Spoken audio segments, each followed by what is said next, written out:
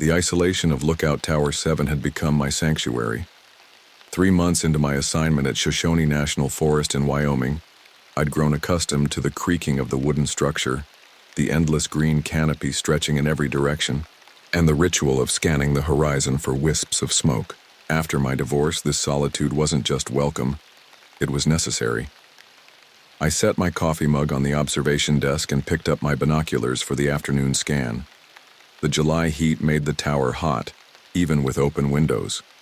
My shirt clung to my back as I methodically checked each quadrant. Section 4 clear. I muttered to myself, logging the entry in my notebook. My daily routine had become second nature. Wake at dawn, check weather conditions, log any overnight changes. Update maps, scan for signs of fire, and repeat the cycle until sunset.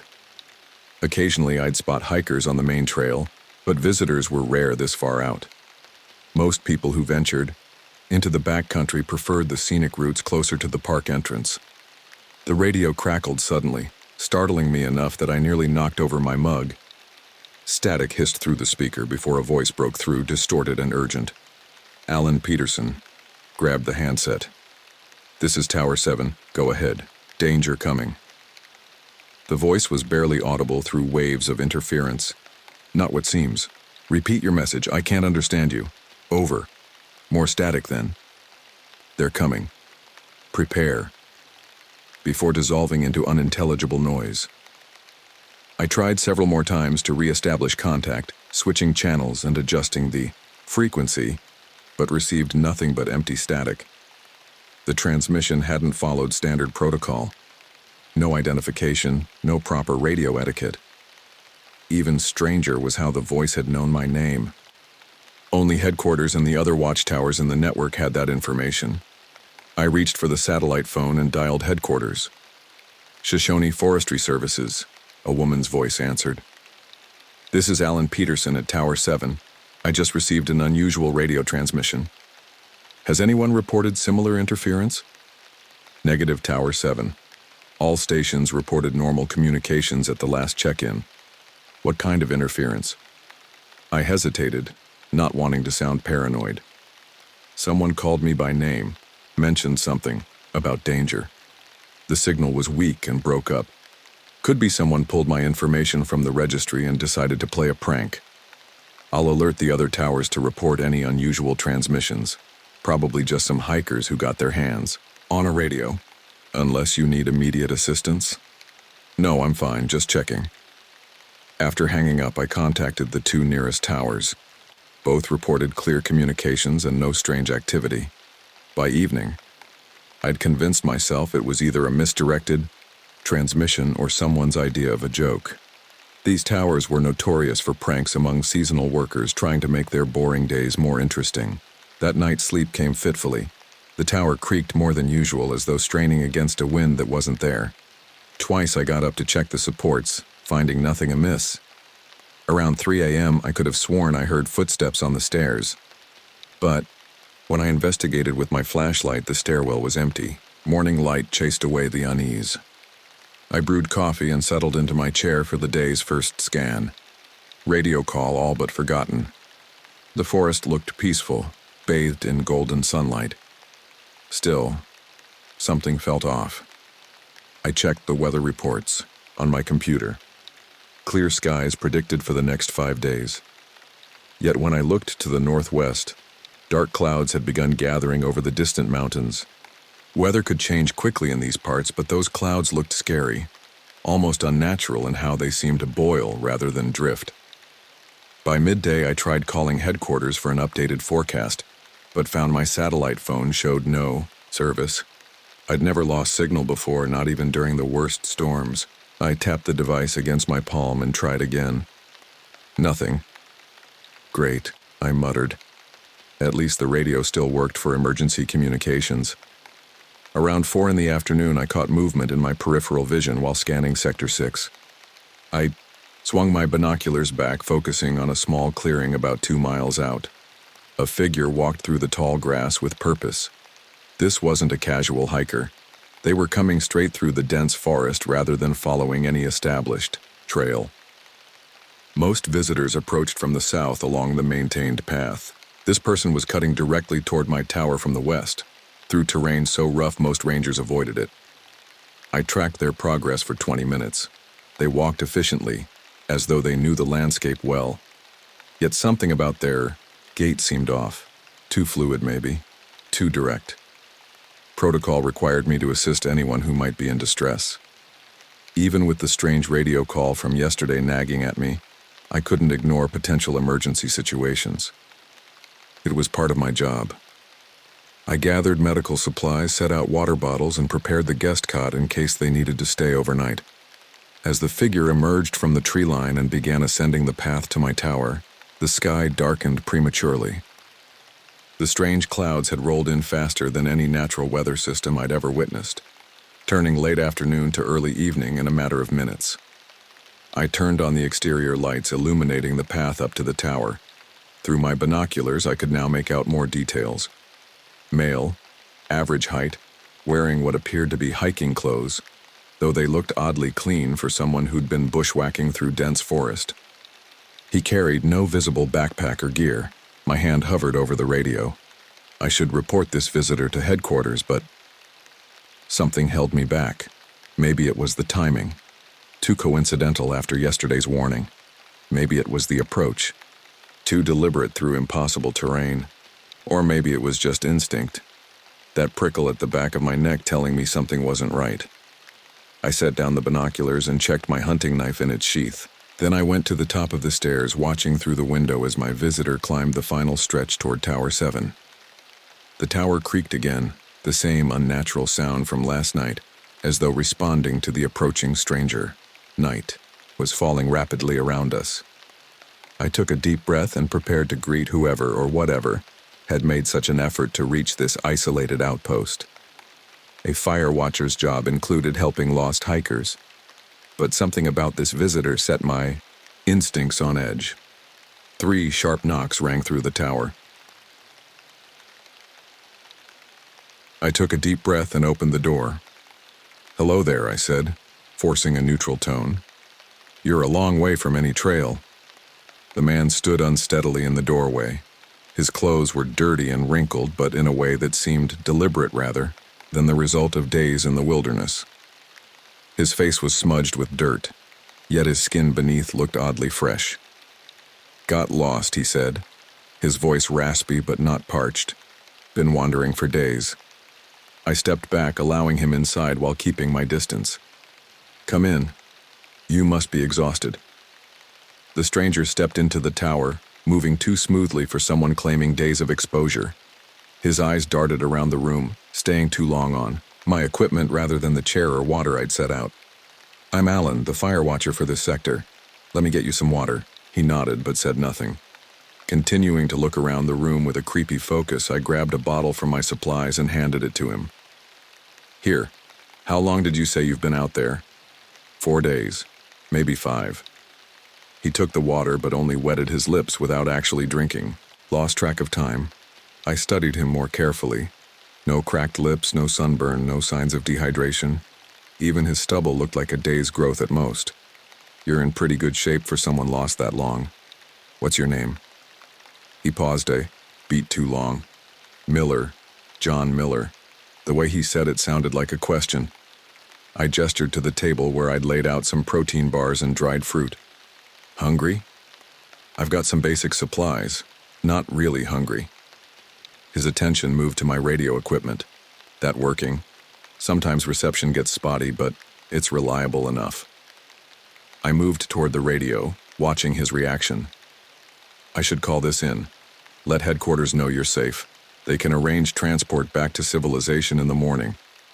His face changed quickly. No need for that." He stepped between me and the radio. "Don't want to trouble anyone. I'll be on my way at first light. It's no trouble. It's protocol, actually." I reached past him for the radio handset. "Plus, they'll want to know how you ended up so far off trail." He didn't move, but his eyes squinted slightly. I turned on the radio anyway, and immediately harsh static filled the room.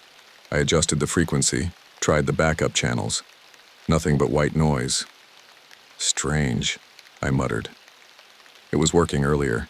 Today. The stranger gave an odd smile. Interference, probably. Happens in these mountains.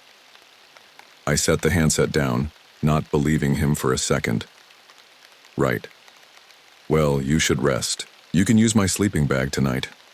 I pointed to the rolled mat I'd prepared near the wood stove. I'll take the chair. I'm on night watch anyway. Very kind, he said, walking around the tower's main room, touching my scanning equipment, maps, and logbooks. Fascinating job you have, all alone up here watching for fires. It has its moments. I kept my eyes on him while checking the perimeter alarms on my control panel, all active. Were you hiking alone? Anyone else we should be looking for? No one else, he replied, picking up my binoculars and looking through them at the darkness outside. Just me out there. He put them down and looked at me. Just us up here? I felt uneasy and moved so I could reach the knife at my hip easily. How far is the next tower from here? He asked casually. About 20 miles southeast, I lied, watching his reaction. The nearest tower was actually 12 miles northeast. He nodded, seemingly accepting this. And the closed ones? I heard some were shut down after the big fire a few years back. I got worried. How would a lost hiker know about closed fire towers? I wouldn't know much about those, I said. I've only been stationed here 3 months. But you've seen the records, he asked, gesturing toward my file cabinet. The logs, the reports. You've read about Tower 12, haven't you? I kept my face blank despite feeling very alarmed. Tower 12 wasn't marked on public maps. Look, you should get some rest. We can talk more in the morning. He looked at me for several seconds before nodding. Yes, morning, though we don't have much time.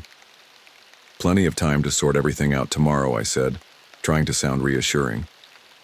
I spent the next few hours pretending to work while watching him carefully. He laid on the sleeping bag but never closed his eyes. Every time I looked directly at him, he was watching me with that same creepy smile. Around 11, I announced I needed to perform the night scan. He sat up immediately. I'll just rest in here, I said, pointing to my small private quarters at the back of the tower. Get some sleep. I slipped inside, locked the door, and collapsed into my bunk. The hunting knife rested against my chest. Despite my exhaustion, I forced myself to stay awake, listening to his footsteps as he continued to pace around the main room. Eventually, the tower fell silent. My watch ticked to midnight as I struggled to stay awake. Just 5 minutes, I told myself, closing my eyes. A soft scratching sound jolted me awake, metal against metal, the lock on my door. I grabbed my knife and moved silently to the door. Through the crack beneath, I could see a shadow moving. Something thin and metallic worked at the deadbolt. Not a key, but some improvised lockpick. I yanked the door open. The stranger stood there, bent over my lock, a straightened paperclip in his hand. Behind him, I could see my gun cabinet was already open, the padlock lying broken on the floor. What the hell are you doing? I held my knife ready. Instead of looking guilty or surprised, he smiled, unnaturally wide. His teeth looked too white in the dim light. You're not ready yet, but you will be, he said, his voice different now, smoother and more confident. They're coming soon. Who's coming? Who are you? I asked firmly, keeping the knife between us. The overhead lights flickered once, twice, then plunged the tower into darkness. I lunged forward, knife extended, but connected with nothing but air. The emergency lights kicked on 5 seconds later, casting a dull red glow through the tower. He was gone. Hello? I called out. Knife raised as I moved through the main room. Where did you go? The tower was empty. I checked the stairwell, the only way down from the tower, but found it deserted. The front door remained locked from the inside, just as I'd left it before retiring to my quarters. I searched every corner, every possible hiding place. Nothing. The sleeping bag lay undisturbed where he'd pretended to rest earlier. The only evidence of his presence was the broken padlock on my gun cabinet and the bent paper clip on the floor by my quarters. I grabbed my rifle from the cabinet and checked. The tower's single staircase again. There was simply nowhere he could have gone. The fall from any window would have been fatal, and I would have heard the crash if he'd attempted it. I barricaded myself in my private quarters for the remainder of the night, rifle across my lap, knife at my side. I didn't sleep. Every creak of the tower sent adrenaline surging through my veins. When morning finally arrived, I emerged cautiously. The tower remained empty. I checked the satellite phone, dead despite being fully charged the day before. I tried the radio again and got nothing but static. After securing the tower, I went down the stairs with my rifle and walked around the base. The ground was soft, from recent rain, perfect for tracking. Yet I found no footprints leading away from the tower, only the single set of prints approaching from the west, the ones he'd made when arriving. It was like he disappeared completely. Back in the tower, I forced myself to eat and drink while I inspected my equipment. Nothing was missing, but several items had been moved slightly. My logbooks, maps of the region, and emergency protocols were all just slightly out of place. By mid-morning, I finally got the radio working. "Tower 7 to headquarters over," I said, trying to keep my voice steady. After a long pause, a response came through. "Headquarters here." "Go ahead, Tower 7. I reported the incident, describing the stranger and his mysterious disappearance. The dispatcher sounded concerned, but skeptical. "We'll send someone out to check on you in the next day or two," she promised. "In the meantime, keep your tower secured and maintain regular radio contact." "Copy that," I replied, not mentioning that regular radio contact had been impossible just hours earlier. For the next 2 days, I maintained my duties while remaining on high alert. I kept the rifle within reach at all times, slept with my door barricaded and knife beside my pillow. Several times I thought I heard footsteps circling the tower at night, but when I checked, I found nothing. The stranger's words stuck with me. "They're coming soon." Who was coming, and how had he vanished from a tower with only one exit? As I scanned the forest on the second evening, I kept looking to the northwest, where those unnatural clouds had first appeared. Something was happening in these woods, something I couldn't explain. The warning from the radio, the visitor who vanished, they were connected somehow. I just needed to figure out how before whoever they were arrived. I kept my eyes locked on the northwestern horizon, searching for any sign of those unnatural clouds returning. Night had fallen hours ago, leaving only darkness where the boiling clouds had been. My rifle rested across my lap, loaded and ready. "They're coming soon." The stranger's words played on a loop in my mind. Who? When? And how had he vanished from a tower with only one exit? I rubbed my tired eyes and checked my watch. Past midnight, another sleepless night stretched ahead of me. 2 days passed with constant watchfulness and tiredness. I maintained my normal duties, logging reports and scanning for fires, but I just went through the motions. I was just trying to survive. I'd barricaded the stairwell door each night and slept with my rifle within reach, if you could call fitful dozing sleep. Headquarters had finally responded to my report about the stranger. "We'll send someone to investigate as soon as possible," the dispatcher promised, likely within the next day or two. I didn't expect much. In my 3 months as a fire watcher, I'd learned that as soon as possible usually meant when convenient. Being alone, which I used to enjoy, now made me feel exposed. I'd taken to carrying my hunting knife everywhere, even to the bathroom. The broken lock on my gun cabinet was a constant reminder that the stranger had been real, not some hallucination born from isolation. On the third night after his disappearance, I stood at my observation window doing my evening scan. The forest looked peaceful in the fading light. Too peaceful, perhaps. I'd noticed fewer animal calls over the past days, as if the wildlife sensed something wasn't right. I swept my binoculars methodically across each section, pausing occasionally to make notes in my log. When I reached the northeastern quadrant, something caught my eye. A faint blue light pulsed in the distance, barely visible against the darkening sky. I adjusted my binoculars, focusing on the source. The light came from the direction of Tower 12, a decommissioned observation post about 15 miles away. According to my maps, that tower had been abandoned after a forest fire damaged the area 5 years ago. The light pulsed with an odd rhythm, 3 quick flashes followed by a longer pause, then repeating. Definitely not natural. Not a campfire. Or lightning. This was deliberate, artificial. I checked my maps again. Tower 12 hadn't been marked for official use in years. It should have no power, no personnel. According to the status reports I'd reviewed during my orientation, it was slated for demolition once the Forest Service budget allowed. So why was it lighting up like a beacon? I tried the satellite phone again, but it remained dead. Frustration built in my chest as I set it down and reached for the radio instead. Before I could transmit, the radio crackled to life on its own. Static hissed through the speaker, followed by that same distorted voice I'd heard days ago.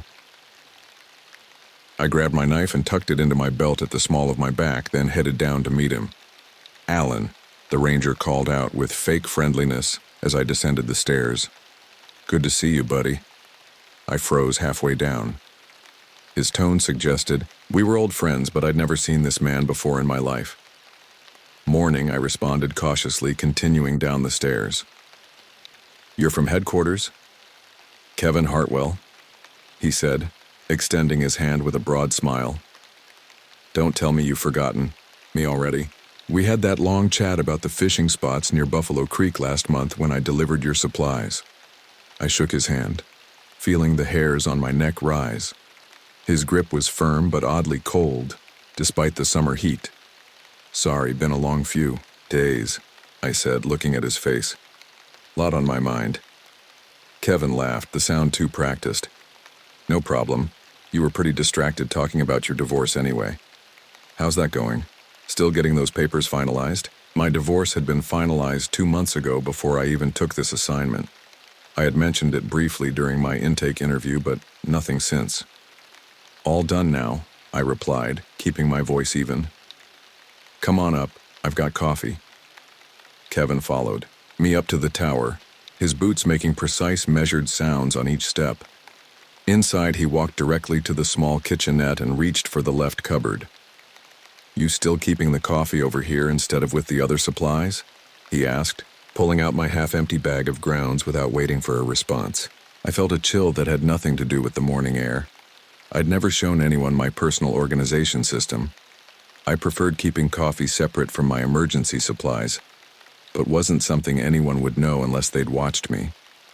"Yeah, old habits," I said, leaning against the desk while Kevin moved around my kitchen like he knew it too well. "So headquarters sent you about my report, The Intruder?" "Partly," Kevin replied, measuring coffee with military precision, "but also checking in on all remote stations. Had some strange reports lately. I decided to test him. I was actually planning a hike today. Thought I'd check out Tower 12, see if there's anything to those lights I reported." The change was instant. Kevin's fluid movement stuttered. He set down the coffee scoop very slowly and turned to face me. "Tower 12? His voice remained pleasant, but his eyes had hardened. "That's not a good idea, Alan. That structure was condemned years ago after the fire damage, completely unsafe. I wasn't planning to climb it," I lied, just curious about the area. Kevin's smile returned, but it didn't reach his eyes. "No need for that. We're sending a specialized team later this week." He resumed making coffee. "Did you know Douglas Finch was obsessed with that tower?" "Finch? The missing fire watcher?" I asked, pretending I hadn't just read his file last night. "Yes. Poor guy started showing signs of instability about 6 months into his assignment." Kevin shook his head with manufactured sympathy. "Started reporting strange lights, then began lighting pattern fires himself. We think he might still be out there." "You think Finch is sending the radio transmissions?" I asked. Kevin nodded. "Makes the most sense. He knows the frequencies, the protocols. Probably the same person who broke into your tower." He poured 2 cups of coffee, handing one to me. "That's why I want you to stay put. Let our specialized team handle it." I accepted the coffee, but didn't drink. "When did you leave headquarters this morning?" "Around 5 a.m., Kevin answered without hesitation. "Wanted to get here early." I glanced at his watch as he raised his cup. It showed 8:20, but my tower clock read 7:45. The drive from headquarters took less than 2 hours. "You came through the eastern marshland?" I asked. "Heard that trail got flooded after the rain." "It did," Kevin confirmed, taking a sip of coffee. Had to take it slow through the mud. I looked down at his boots. They had dried mud caked around the edges, but it was flaking off, rather than still damp. The marshland would have left them soaking wet if he'd passed through this morning.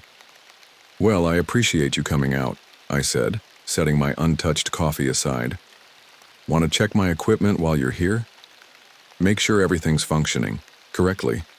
"Good idea," Kevin replied, seemingly pleased with the suggestion.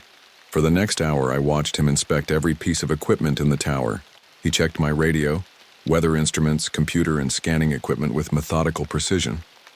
His knowledge of the systems was thorough, yet something felt mechanical about his movements. "Everything looks operational," he finally declared, closing the access panel on my radio. "Your satellite phone giving you any more trouble?" I hadn't mentioned problems with my satellite phone. "Not since yesterday," I said carefully. "Seems to be working now." Good. Kevin nodded, looking at my backpack by the door. "Planning a hike, despite my warning?" "Just standard preparedness," I replied. "Never know when I might need to respond to an emergency in my sector." Kevin smiled. "Always the professional, Alan. That's why they value you out here." He glanced at his watch. "I should head back. I'll return tomorrow with some fresh supplies for you." "That would be great," I said, walking him to the door. "The usual route back to headquarters?" "Of course," he replied smoothly. "Unless you'd recommend a scenic detour." The question felt like a test. "Stick to the main route," I advised. "Some of those side trails can get confusing if you don't know them well." "Right you are." Kevin descended the stairs with that same measured pace. At the bottom, he turned and waved. "Lock up tight tonight, Alan. Don't open the door for anyone but me, understand?" The command in his tone was unmistakable beneath the friendly veneer. "Will do," I called back, watching as he climbed into his Jeep. I waited until the vehicle disappeared around the first bend before rushing to gather my binoculars. From my observation platform, I tracked the Jeep's progress through gaps in the trees. After about 2 miles, it should have turned southeast toward headquarters. Instead, it continued straight west toward Tower 12. I swept the tower, checking every corner and storage space, suddenly aware of what was missing. My satellite phone was gone from its charging station. Kevin had taken it.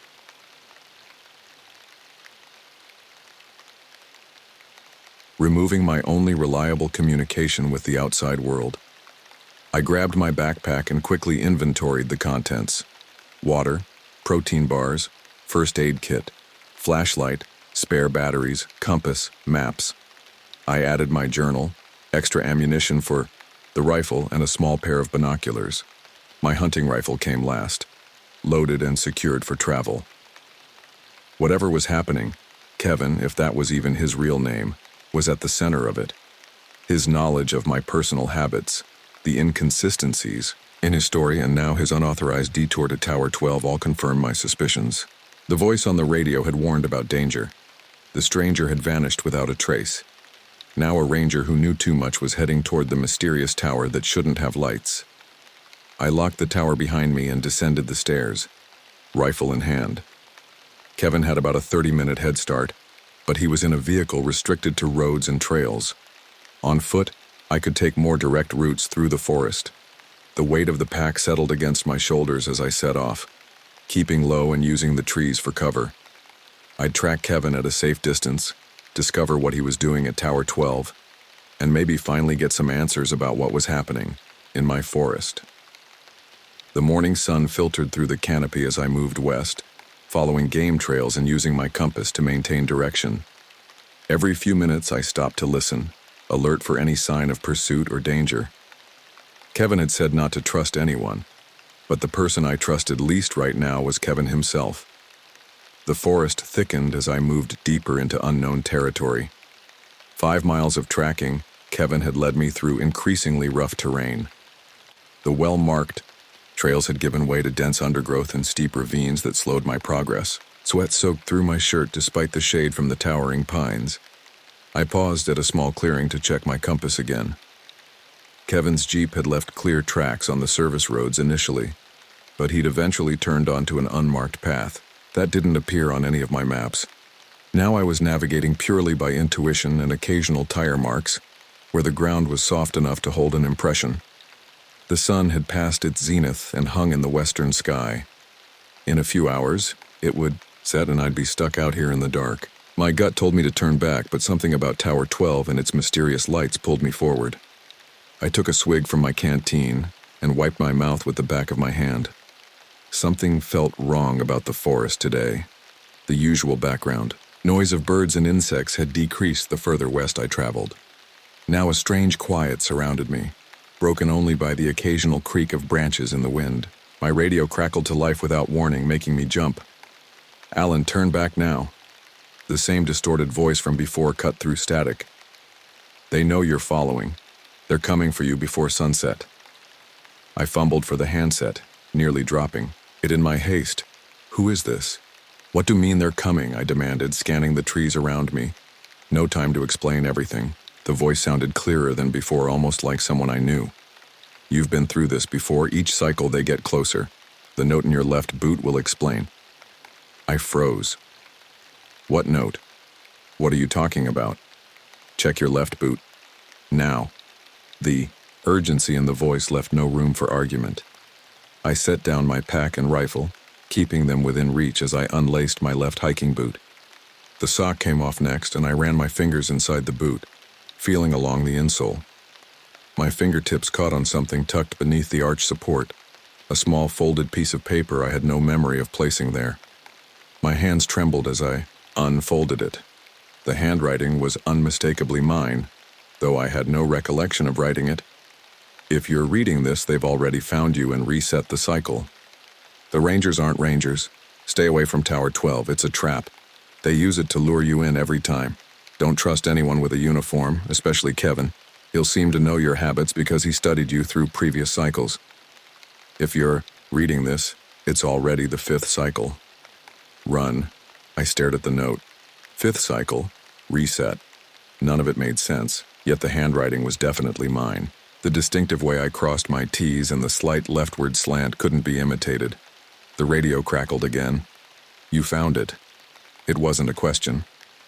"I don't understand," I said, tucking the note into my pocket and pulling my sock and boot back on. "How did this get here? I don't remember writing it. You wouldn't. They wipe your memory at the end of each cycle." The voice paused. "You have to trust yourself. You left that note for yourself before the last reset." "Who are they?" I asked, lacing my boot with shaking fingers. "The Rangers?" "Yes, but they're not Rangers, not human. There's more written on the back of the note." I pulled the paper out again and flipped it over. A list of items was scrawled across the back. Rifle plus all ammo. Compass southeast sector maps. Water purification tablets. Metal box under floorboard beneath desk. Use the emergency exit when they come. "I need to get back to the tower," I said, more to myself than the radio. "Yes, right now they're moving faster this cycle. You have maybe 3 hours before sunset." The voice became urgent. "Get what's on that list and get out. Don't wait for them to come to you." "Who are you?" I demanded, shoving the note back in my pocket and gathering my gear. "How do you know all this?" A long pause followed before the voice responded. Softer now. "I'm you, Alan, from the end of the last cycle. I don't have time to explain how this works. Just get back to the tower and find the metal box. Everything you need to understand is in there." The radio went silent. I tried calling again but received nothing but static. I turned east, my mind racing with questions as I started the long trek back to my tower. If Kevin had gone to Tower 12, I'd be moving directly away from him, which seemed like the smartest course of action given the warning. My pace quickened with each passing minute. The growing shadows and trees seemed to reach for me as I moved. Twice I thought I heard movement parallel to my path. But when I stopped to listen, there was only silence. 2 hours of hard hiking brought me to territory I recognized. I'd made better time returning than I had setting out, driven by a growing sense of dread. As I approached the final ridge overlooking my tower, I dropped to my stomach and crawled forward. What I saw through the trees stopped my breath. 5 Forest Service jeeps were parked at the base of my tower. A group of uniformed rangers stood in a loose circle, heads bent together as if in quiet conference. Kevin stood among them, The same Kevin who should have been miles away heading toward Tower 12. I raised my binoculars for a closer look. I felt cold fear as I observed them. All 5 Rangers stood with identical postures, feet planted at exactly the same width, hands clasped behind their backs in precisely the same manner. Even more disturbing, they all wore Kevin's face. 5 identical men in Ranger uniforms positioned like mannequins around my tower. As I watched, they broke their huddle with synchronized movements, spreading out to establish a perimeter around the tower. Their gaits matched perfectly. Right foot, left foot, precise and mechanical. Then, as if sensing my presence, all 5 heads turned simultaneously toward my position on the ridge. The movement was so uniform, so unnatural, that I felt deeply unsettled. 5 identical faces stared in my direction with empty expressions. I ducked below the ridgeline. They couldn't have seen me from that distance, could they? I crawled backward until I was safely hidden by trees, then circled around, using the dense forest as cover. If I approached from the north instead of the east, I might reach the tower stairs without being spotted. 30 minutes of careful movement brought me to the back of the tower. I could hear voices now, all with the same timbre and cadence, all sounding like Kevin. He'll return soon. The pattern remains consistent. Prepare for extraction before darkness. The cycle nears completion. Their empty tones worried me more than any shouted threat could have. I crouched in the underbrush, watching as 2 of the Kevin Rangers moved toward the forest edge, sweeping the area in a search pattern. The remaining 3 positioned themselves around the tower's base. I needed to get inside, but they had the ground floor surrounded. My only chance was to wait for an opening and make a dash for the stairs. When one of the Rangers moved to check something in his Jeep, a small gap appeared in their formation.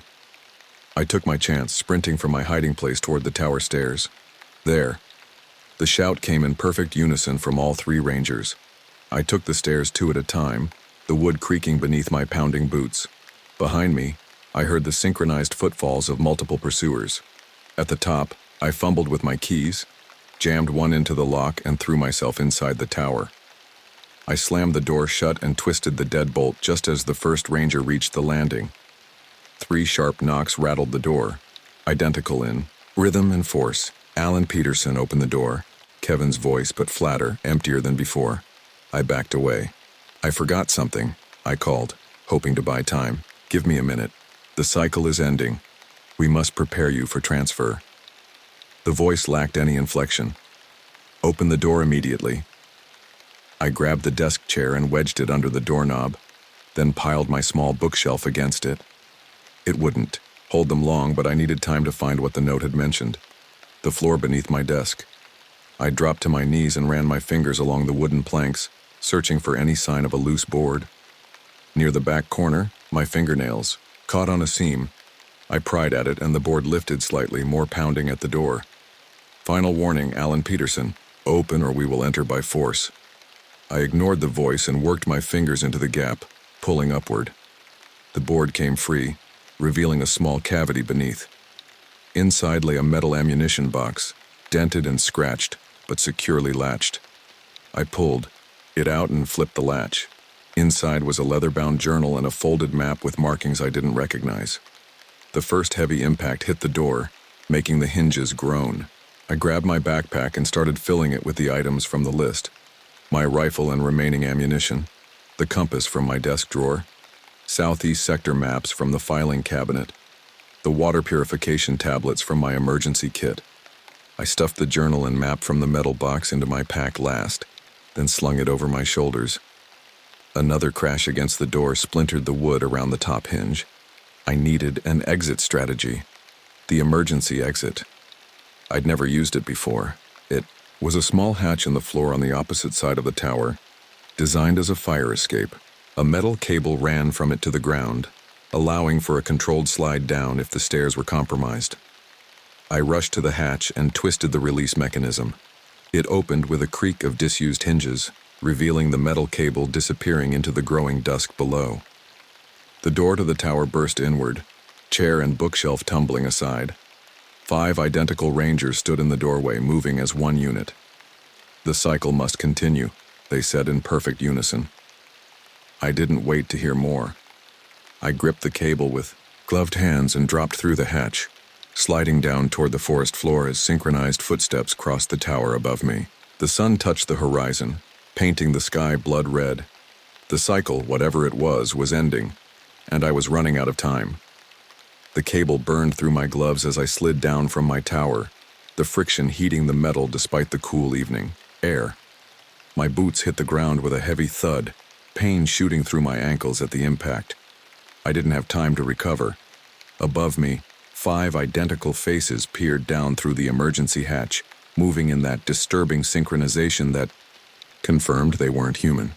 I sprinted for the tree line, the weight of my backpack bouncing against my spine. I entered the darkening forest as behind me came the sounds of pursuit, not frantic or chaotic as humans would make, but rhythmic and measured. 5 sets of boots, hitting the ground in perfect unison. Alan Peterson. The cycle is incomplete. Their voices carried through the trees, a single voice multiplied by 5. My lungs burned as I pushed deeper into the forest.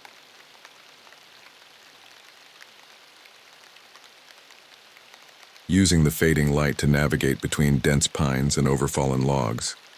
My compass pointed east, but instinct told me to head north first to throw off their pursuit before circling back toward my intended destination. The sounds of the rangers faded briefly, then returned with unsettling persistence. They didn't tire or slow, maintaining the same mechanical pace regardless of terrain. When it became completely dark, I flicked on my flashlight just long enough to check my compass, then plunged it back into my pocket. Hours passed in a blur of desperate movement. Whenever I thought I'd lost them, their synchronized footsteps would emerge again from the darkness, sometimes closer, sometimes farther away, but always coming. My muscles were extremely tired, my mouth parched despite rationing my water. Near midnight, I paused at the edge of a small clearing to get my bearings. Moonlight illuminated the space just enough to see a ridge of rocky outcroppings to my left. I pulled out the folded map from the metal box, squinting at it in the dim light. A crude drawing showed a series of hills and a small X marked blind spot near my current position, beneath it more of my own handwriting. They can't see the cave, don't know why. Use it. I studied the rocky hillside, searching for any sign of an opening. As I approached the base of the ridge, the ranger's footsteps grew louder behind me. My flashlight beam bounced across the stone face until it caught on a narrow gap between boulders, barely wide enough for a person to squeeze through. I shut off my light and listened. 5 sets of footsteps approached the clearing, then stopped. Their voices carried across the night air. Signal lost. The perimeter expanded. Continue eastward. He follows the established pattern. Their confidence chilled me. What pattern? How many times had I fled through these woods thinking I was making unique choices? I squeezed between the boulders, scraping my arms and shoulders. The inside felt cooler and damp. I crawled as deep as I could, then curled against the back wall, hardly daring to breathe as the synchronized footsteps passed directly outside. They didn't pause, didn't investigate, continued eastward as if the cave didn't exist. I waited until their footsteps faded completely before risking my flashlight. The beam illuminated a small, unremarkable cave except for one detail that shocked me. Scratched into the wall beside me were 5 sets of tally marks, each with 4 vertical lines crossed by a diagonal, 20 marks in total. Below them, a message. 5th cycle. Read the journal. My hand trembled as I pulled the leather-bound journal from my pack. The first page contained a list of dates, each crossed out with my signature below them. The most recent was yesterday's date in my handwriting, but had no memory of writing it. I turned the page and began to read. If you're reading this, I am you and you are me, and we're both trapped. This is the 5th cycle that I can document. There may have been more before I started leaving myself messages. The journal detailed 4 previous cycles where I experienced similar events. The radio warning, the stranger who vanished, the rangers, with identical faces and always ending with my capture near Tower 12. Each capture somehow reset the timeline, beginning again with that first radio call warning me about unnatural clouds. The voice on the radio is us. One entry explained. Somehow, when they reset the cycle, a fragment of our consciousness exists outside their control, like a sound that can repeat backward through their experiment. Each cycle we're able to communicate a little more clearly with our past self.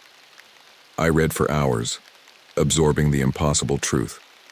According to my own account, I'd been living the same weeks over and over with slight variations each time. The journal documented my growing understanding across cycles, how I'd gone from confused victim to active resistor, leaving myself clues and warnings.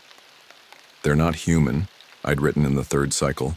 They seem to be studying human response to isolation and fear. The experiment always ends at Tower 12, where they capture me and reset everything. The final entry was the most disturbing. I'm writing this as they approach the tower. Fifth cycle ending. If you're reading this, we've created a fracture in their control. The metal box was never discovered in previous cycles. The cave seems to exist in their blind spot. Use these advantages. Break the loop. Reach the Eastern Highway before the next sunset. Their influence has boundaries. Cross it, and we might finally escape. I closed the journal feeling shocked. Dawn light filtered through cracks in the cave entrance, marking the passage of night. I'd read until morning without realizing it. I repacked my bag, tucking the journal securely inside, and squeezed back through the gap into the morning forest. Birds chirped overhead. The first natural sound I'd heard in what felt like days. After checking my compass, I circled cautiously back toward my tower. If the rangers were pursuing me eastward, the tower might be temporarily abandoned. I needed to see it one more time to validate what the journal had told me. The tower was silent in the morning light, door hanging open on broken hinges. I approached cautiously, rifle ready, but sensed no movement inside or around the structure. Climbing the stairs, I found the main room in chaos. My belongings scattered across the floor, equipment smashed beyond repair. They'd methodically destroyed everything they hadn't taken. I stood in the wreckage of my temporary home, a strange calm settling over me. If the journal was accurate, none of this was really mine. I was just passing through a scenario they'd created and reset multiple times. The radio crackled to life on its own, making me jump despite everything I'd read. "Alan, can you hear me?" My voice, my actual voice without distortion this time. I grabbed the handset. "I hear you. I found the journal." "Good. They've set up a perimeter around the forest. The road to the east is your only chance. You must reach it by nightfall or the cycle begins again. I can't help you after this transmission. Who are they? What do they want?" I asked, desperate for answers beyond what the journal had provided. "We don't know everything. They're not from here. They're studying us. Our fear, our resistance, our adaptability. Each cycle they adjust variables, watching how we respond." My voice paused. "You're trapped in their temporal experiment. Your repeated resistance has created a fracture in their control. That's how I can reach you across cycles. Why can't they find the cave? Why didn't they find the metal box? Their perception has limits. They focus on patterns, on what they expect to see. The box was hidden in a way that defied their pattern recognition. The cave exists in some kind of perceptual blind spot, maybe natural to this area, maybe something about the mineral composition. All that matters is that it works." I glanced out the window toward the eastern horizon. "How far is the boundary?" "About 15 miles in a straight line. Rough terrain most of the way. They'll be searching for you, trying to herd you back toward Tower 12. The voice grew urgent. "This is my last transmission. The energy required to maintain this connection across cycles is depleting. If you fail, I won't be able to reach you again with this clarity. And if I succeed, then we break free. And maybe we can help the next person they trap." The radio crackled. "They're coming back. Move now, Alan. Eastward. Don't stop until you cross the highway." The radio stopped working with a final burst of static. This time, no amount of adjusting brought it back to life. I pocketed a few more useful supplies from the wreckage, matches, a candy bar, an extra pair of socks, and secured the journal inside my jacket. The weight of it against my chest felt heavy but reassuring. Outside, I paused on the landing to get my bearings. The morning sun illuminated the eastern forest where my escape route supposedly was. 15 miles of unknown terrain with inhuman pursuers behind me. But for the first time since this nightmare began, I understood what was happening. I wasn't lost or crazy. I was trapped, but with a clear path to freedom. I took a deep breath and descended the tower stairs one last time. At the bottom, I turned east, compass in hand, and began walking with purpose. The cycle had to end, the loop had to break, and I was the only one who could do it. I set a brutal pace through the eastern forest, the morning light filtering through dense foliage as I navigated by compass. My muscles protested with each step, still sore from the night's frantic escape. But I pushed forward. Freedom waited 15 miles ahead, if the journal could be trusted. The first hour passed without incident. Birds called overhead, a deceptively normal soundtrack to my desperate flight. I maintained as straight a line eastward as the terrain allowed, checking my compass obsessively. By mid-morning, subtle changes crept into the landscape. Paths I followed disappeared into solid underbrush. Trees I'd passed seemed to reappear ahead of me. The forest was playing tricks or being manipulated. "They're resisting," I muttered, recalling a passage from the journal. "They can alter perception within their zone." I paused to check my compass again. The needle spun wildly for several seconds before settling back on east. I took a deep breath and pressed on. The sun climbed higher, beating down through breaks in the canopy. My water supply dwindled faster than planned as the day grew unexpectedly hot. 4 hours into my journey, the terrain began sloping upward, toward a ridge I didn't recognize from any map. I stopped at a fallen log to rest, pulling out the journal. Flipping to the hastily drawn map inside, I found no mention of a major ridge in this area. Either I'd veered off course or the landscape itself was changing. "Trust the compass, not your eyes," I read from the journal's margins. The terrain changes to confuse and delay. I drank sparingly from my canteen and pressed eastward, forcing myself to ignore the contradictory landmarks. The ridge that should have taken 20 minutes to climb stretched impossibly for over an hour. When I finally crested it around noon, the view ahead made me freeze. The forest below appeared distorted, as if viewed through heat waves rising from hot asphalt. Trees warped and wavered at impossible angles. The boundary described in the journal stretched across my path, a visible division between this forest and whatever lay beyond. I felt a surge of adrenaline. I'd never reached this point in previous cycles. I took out the journal again, finding the relevant passage. The barrier causes intense disorientation, physical effects of crossing between their reality manipulation and normal space. Push through it. Don't stop no matter what. I steeled myself and began descending toward the boundary. With each step, the distortion grew more pronounced. Colors changed unnaturally, greens too vivid, browns too deep. The air felt dense against my skin. At the edge of the distortion, I reached out a trembling hand. The space in front of me pushed back against my fingers before giving way. I stepped forward. Pain exploded behind my eyes. My inner ear rebelled, sending waves of vertigo crashing through me. I stumbled, catching myself against a tree that felt both solid and insubstantial. The forest twisted around me, reality bending in nauseating ways.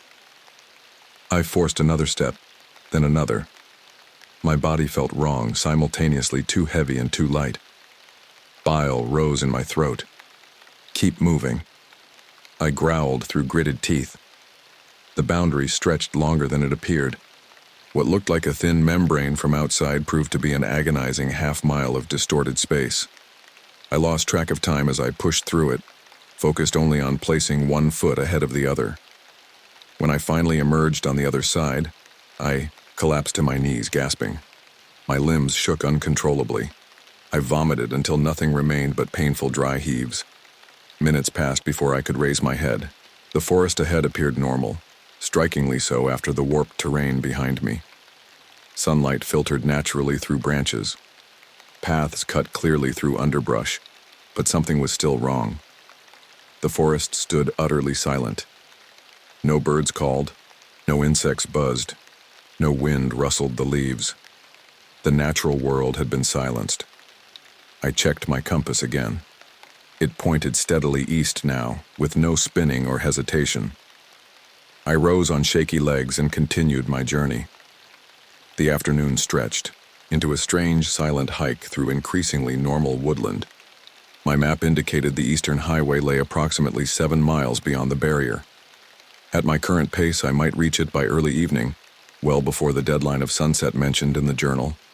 4 hours after crossing the barrier with the sun beginning its westward descent, I paused atop a small rise to gauge my progress. In the distance, perhaps 2 miles away, I spotted movement. A line of green uniformed figures moved methodically through the trees. Rangers, at least 10 of them, made a search line, sweeping the forest in a coordinated pattern. They moved in perfect synchronization, each figure maintaining exact spacing from the others. I dropped to the ground. They were searching for me, creating a human net to capture me before I could reach the highway. The map showed a shallow valley ahead before the final stretch to the road. No alternate routes appeared viable. Any detour would cost precious hours I couldn't afford to lose. I had to get through their line. Staying low, I moved down the slope toward the valley floor. Thick underbrush provided cover as I advanced cautiously toward the ranger line. Their mechanical precision made their movements predictable. They maintained perfectly straight paths, never deviating to check dense undergrowth or natural hollows. I found a depression beneath fallen logs and thick ferns. If I timed it right, I could slip between 2 rangers as they passed. I lay flat in the hollow, controlling my breathing as the line approached. Green uniforms materialized through the trees, moving with that unnatural synchronization that sent chills down my spine. As they drew closer, I could make out their faces. All identical copies of Kevin, blank expressions, eyes scanning with machine-like regularity. They passed within 50 yards of my position, then 40, then 30. I pressed myself deeper into the earth, barely breathing. When they were 20 yards away, I noticed a gap in their line, slightly wider than the others. My chance. The rangers passed. My position, the gap approaching. I remained frozen, waiting for the perfect moment. When the gap aligned with my hiding spot, I started to move. A fallen branch snapped beneath my boot. The rangers didn't react like humans would, with startled glances or hesitation. Instead, all heads turned simultaneously toward the sound, moving with perfect coordination. I froze again, praying my camouflage would hold. For endless seconds, the entire line stood motionless, scanning. Then, with the same synchronization, they resumed their march. Once they passed, I counted to 30 before slipping from my hiding place and moving perpendicular to their search line. My hands shook with adrenaline and relief. For the next hour, I pushed forward with renewed urgency. The Rangers' presence meant I was nearing the boundary of their influence, the Eastern Highway that represented freedom, but it also meant they knew roughly where I was. The sun hung low in the sky when disaster struck. I rounded a thick stand of pines and nearly collided with a solitary ranger. We both froze, barely 3 feet apart. This close, the wrongness of the entity was unmistakable. It wore Kevin's face, but the skin had an artificial sheen, like high-quality plastic. Its eyes tracked my movement with camera-like precision rather than human fluidity. Most disturbing was the visible seam running along the side of its neck, disappearing beneath. The collar of its uniform, as if the skin had been applied over something else entirely. For a heartbeat, we stared at each other. Then I swung my rifle butt upward, catching it beneath its chin. The impact should have knocked a human unconscious. The ranger merely staggered backward, its head tilted at an impossible angle. I ran. Behind me, a sound erupted that wasn't quite human, a high-pitched signal that carried through the trees. The ranger was alerting the others. I abandoned stealth for speed, crashing through underbrush and leaping over fallen logs. My lungs burned. My legs threatened to buckle, but fear drove me forward. Soon I heard them behind me, synchronized footfalls gaining ground with mechanical efficiency. They didn't tire. They didn't slow. They pursued with single-minded purpose. The sun touched the horizon, painting the sky orange and red. I pushed my body beyond its limits. Dehydration made my thoughts hazy. Each breath rasped painfully in my throat. I crested a final rise as darkness began to fall in earnest. There, cutting through the forest ahead, the Eastern Highway. A long strip of asphalt barely visible in the fading light, perhaps half a mile away. So close. I started down the slope, half running, half stumbling. Behind me, the sounds of pursuit grew louder. They were gaining. As I neared the tree line bordering the highway, I spotted headlights moving along the road. Ranger vehicles patrolled, its length moving slowly in both directions. I had to time this perfectly. I reached the edge of the forest, concealing myself behind the last line of trees. The Rangers behind me were close enough that I could hear their synchronized breathing. A patrol vehicle passed on the highway, then another. In the distance, a single pair of headlights approached. Not the distinctive profile of a Forest Service vehicle, a civilian truck. My only chance. I summoned my last reserves of strength and burst from the tree line. My legs pumped desperately across the grassy verge separating forest from asphalt. The truck grew larger in my vision. Behind me, I heard the Rangers emerge from the trees with that same perfect coordination, their footsteps accelerating to match my sprint. The truck was 50 yards away, 30, 20. I lurched into the road, directly into its path, waving my arms frantically. Brakes screeched as the driver spotted me.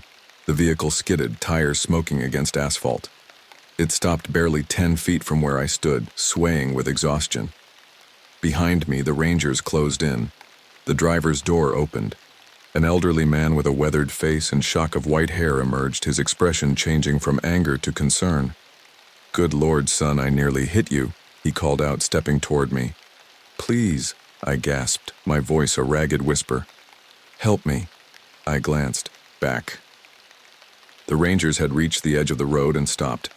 They stood in perfect line at the forest's edge, unwilling or unable to step onto the highway. The old man looked where I was looking, but showed no reaction to the identical figures watching us. Could he even see them? "You look half dead, boy," he said, taking my arm. "Come on, get in." He helped me into the passenger seat of his battered pickup truck. My legs gave out completely as I collapsed into the seat. The journal had been right. They couldn't cross the boundary represented by the highway. As the old man climbed back into the driver's seat, I stared out the window at the Rangers. They remained at the forest edge, watching with emotionless faces. "Thank you," I managed to say as the truck pulled back onto the road. "I thought I was dead. Been lost in those woods?" the man asked, concern etching deeper lines in his already weathered face. "You're not the first. Something strange about that forest." I looked back through the rear window. In the gathering darkness, the Rangers seemed to waver and distort. As we drove farther away, their figures became translucent, then faded altogether like mirages dissolving in the night. "You have no idea," I replied. Relief flooded through me, so profound it brought tears to my eyes. I'd broken the cycle, escaped their experiment. 5 times they'd reset the loop, wiped my memory, and started their cruel study. This time I'd won, but I knew there would be others. Other subjects, other experiments. The entities would continue their work, adapting their methods, refining their approach. Next time, though, there would be someone to help. A voice on the radio offering warnings and guidance. A voice that understood what was happening because it had lived through it.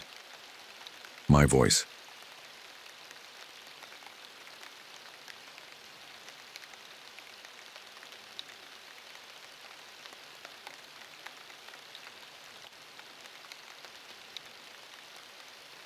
The ice in my whiskey had melted, watering down what was already mediocre scotch.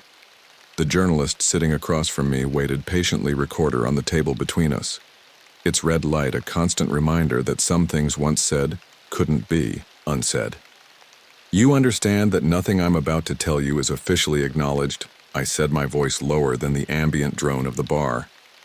"The government will deny everything. I'm prepared for that, Dr. Jones," the journalist replied, leaning forward slightly. "But if what you claimed in your email is true, people deserve to know." I stared at my diluted drink. 15 years of silence had been hard to bear. 15 years of nightmares of wondering if I'd made the right choice by keeping quiet. But cancer has a way of clarifying priorities. When you're told you have months rather than years, secrets seem less worth keeping. It started in February 2004. I began. I was working at DARPA heading a research team on defensive countermeasures against self-replicating biological agents. Not the kind of work that makes for easy dinner conversation. The bar's dim lighting worked well for me. Washington bars like this one attracted government employees who wanted to stay out of the spotlight. No one noticed another middle-aged man with tired eyes trying to forget his secrets with alcohol. I was called to a meeting at the Pentagon. No explanation, just an order to report to a conference room in the D-Ring. When I arrived, there were two men waiting, a military officer and a State Department official. They asked about my expertise in neurological bioweapons, particularly those developed by the Soviets during the Cold War. I remembered how the fluorescent lights had buzzed overhead during that meeting. The air in the room felt stuffy and used up. They showed me satellite imagery of a remote Siberian village called Verkhoyansky, population 312, at least according to the last census before the Soviet collapse. But the images they showed me revealed something was wrong. Movement patterns. That didn't make sense. A military helicopter down just outside the village perimeter. The journalist remained silent, waiting. They told me about nerve agent G, a Cold War relic the Soviets developed in the 1980s. Unlike conventional nerve agents, G was designed to consume neural tissue and transform victims into carriers. It was abandoned when Soviet scientists couldn't control its spread. I took a sip of my watered-down scotch, wishing it was stronger. The Russians had reached out to us, unusual in itself, especially during that political climate. They had lost contact with a reconnaissance team sent to investigate the village after satellites picked up thermal anomalies. They wanted American expertise, and I was apparently the best option available. I paused, remembering the moment my normal life had ended. I was given 48 hours to prepare. The next day I met the rest of the team at Andrews Air Force Base. Dr. Elena Alvarez was waiting on the tarmac beside a C-17. She looked exactly like her file photo, practical, short dark hair and intelligent eyes that missed nothing. "Had you worked with her before?" the journalist asked. No, she came from the CDC's Special Pathogens branch, had experience with Ebola outbreaks in Africa. I remembered our first conversation, how clinical she'd been when discussing potential fatality rates. Lieutenant Colonel James Reeves was in command of the military component. 12 Special Forces operators with biohazard response training. He made it immediately clear that the mission was containment. First, investigation. Second, the bar had grown quieter as the evening progressed. A few patrons remained at scattered tables, none close enough to overhear. The flight to Russia was 18 hours of tension and briefings. We were supposed to be a joint operation with Russian forces, but nobody trusted anybody. Cold War habits die hard.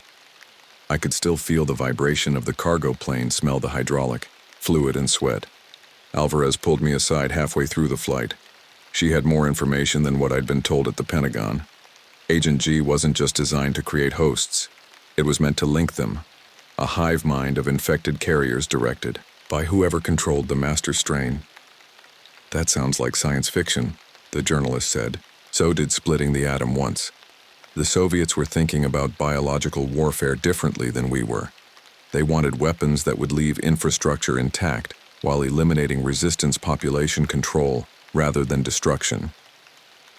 I looked down at my hands, surprised to find them steady after all these years. We landed at a military airfield near Yakutsk. Temperature was minus 30 Celsius. Russian officers greeted us stiffly and seriously.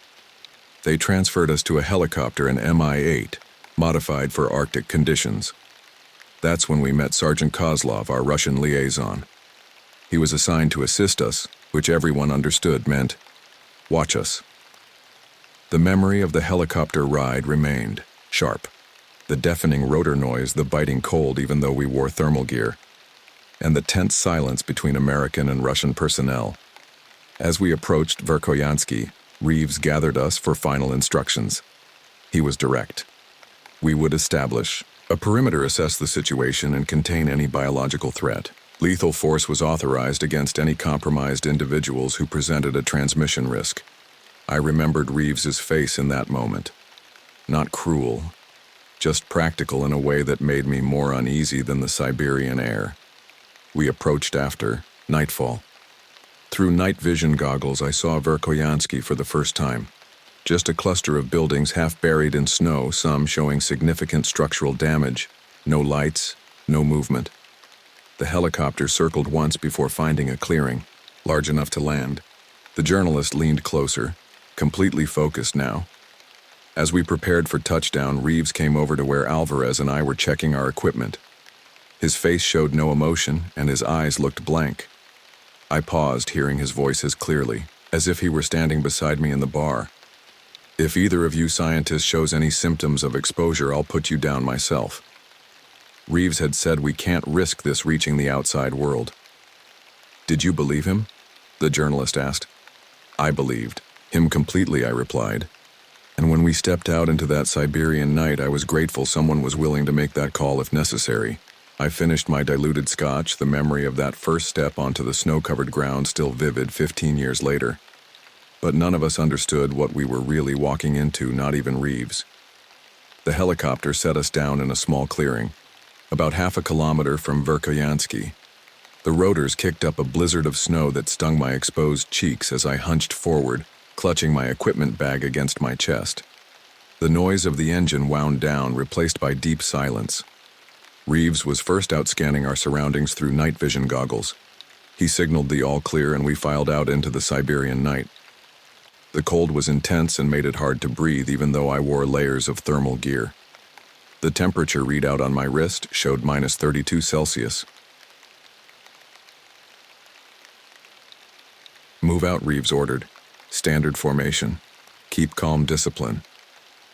We trudged through knee-deep snow, our breathing creating ghost-like clouds that lingered in the still air.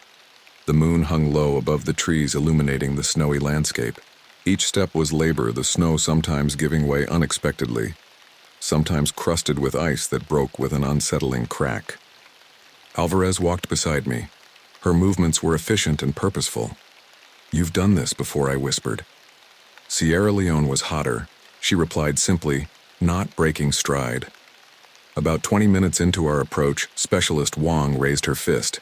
She pointed ahead to a dark shape partially buried in snow, the downed helicopter. Reeves motioned to Harris and 2 other soldiers to secure the perimeter while we approached. The Russian Mi-8 helicopter lay on its side.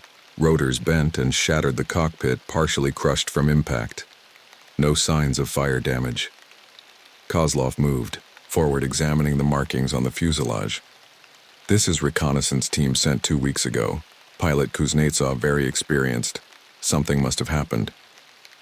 Reeves directed his flashlight into the cargo hold. It was empty, with no bodies and no equipment. "Blood here," Wong said, kneeling beside dark stains on the snow near the helicopter's side door. She pointed her light at a trail leading away from the wreckage toward the village.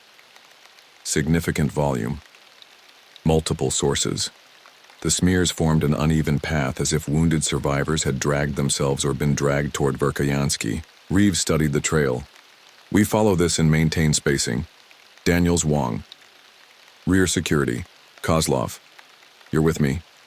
Doctors stay in the middle of the formation." We moved forward more cautiously now, following the blood trail that seemed impossibly preserved, even though there had been continuous snowfall in this region. Alvarez noticed it too.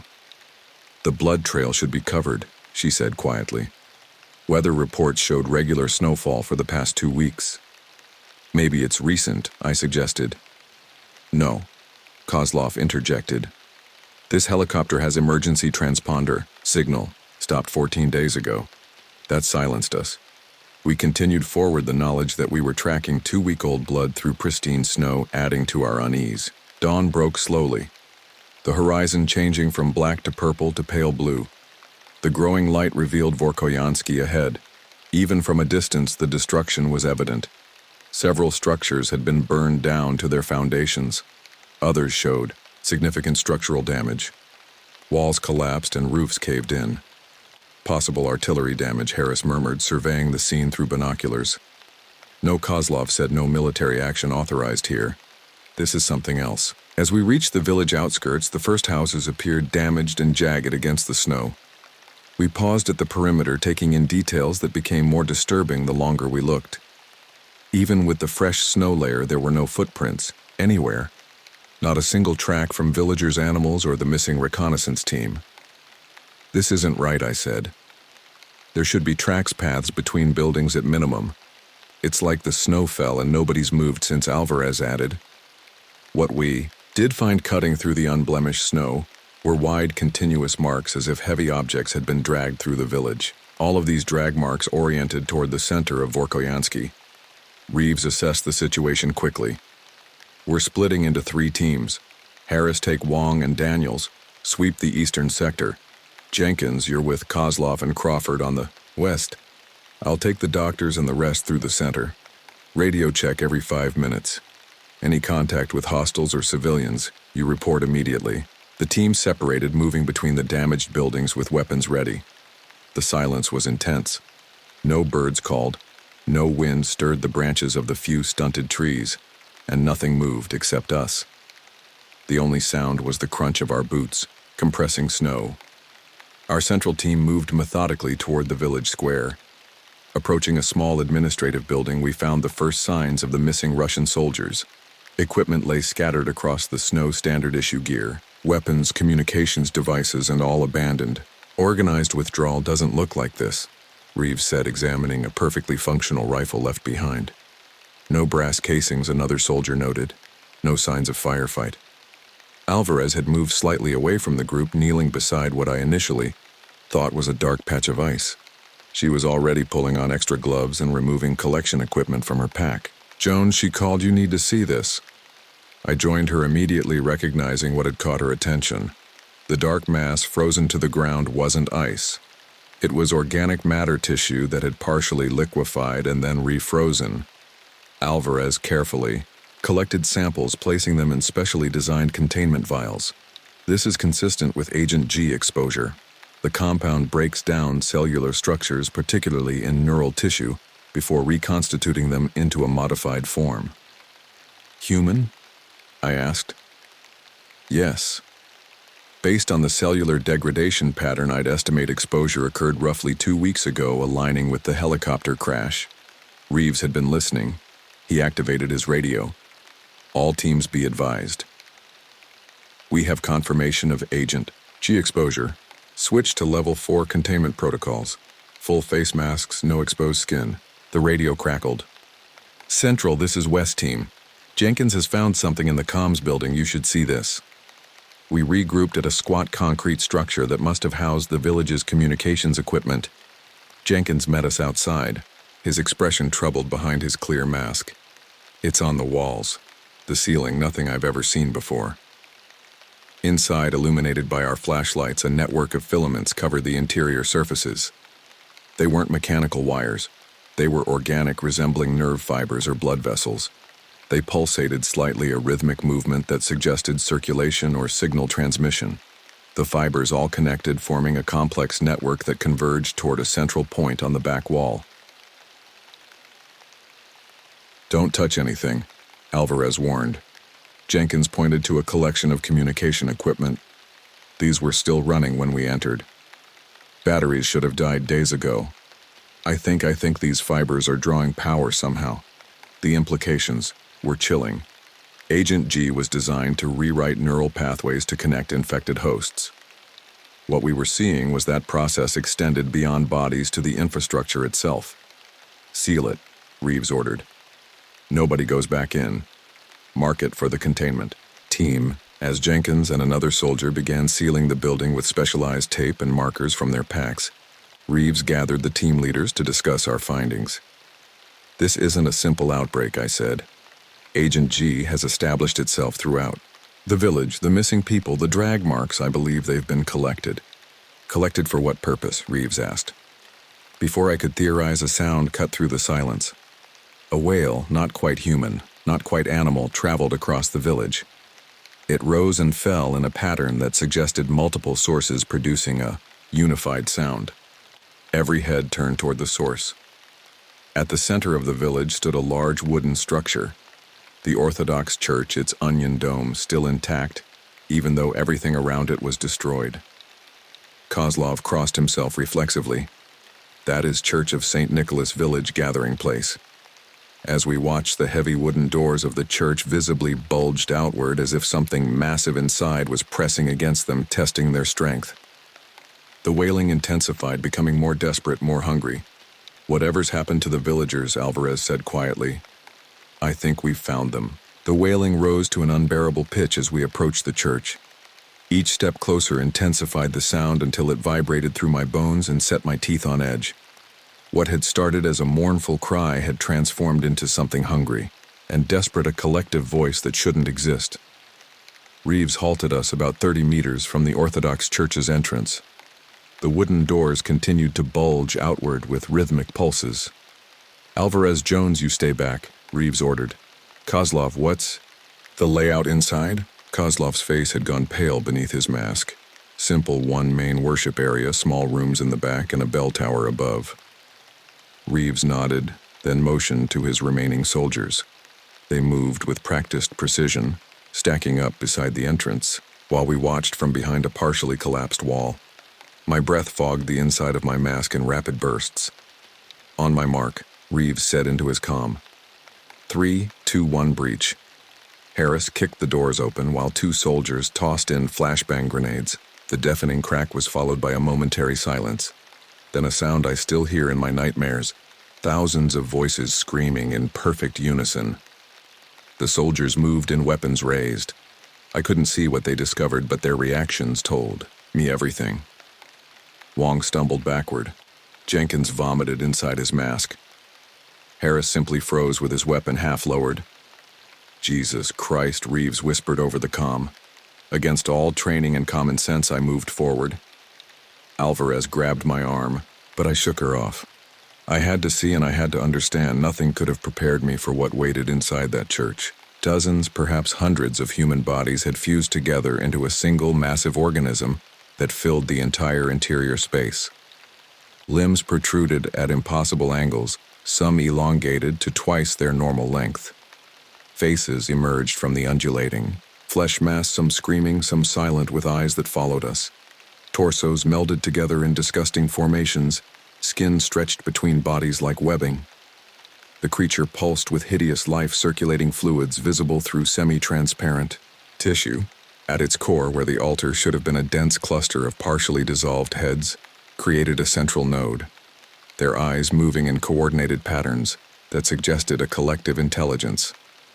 "The golem," Alvarez whispered, having followed me to the entrance. "Agent G has connected them into a unified organism." "Everyone out," Reeves shouted. "Fall back now." But it was too late. The mass moved with frightening speed. A limb, once human but now elongated and boneless, shot across the space and wrapped around Private Daniel's leg. He fired his weapon instinctively, bullets tearing into the appendage without effect. The creature pulled with impossible strength, dragging him toward the central mass. "Help me!" Daniel screamed, clawing at the floor.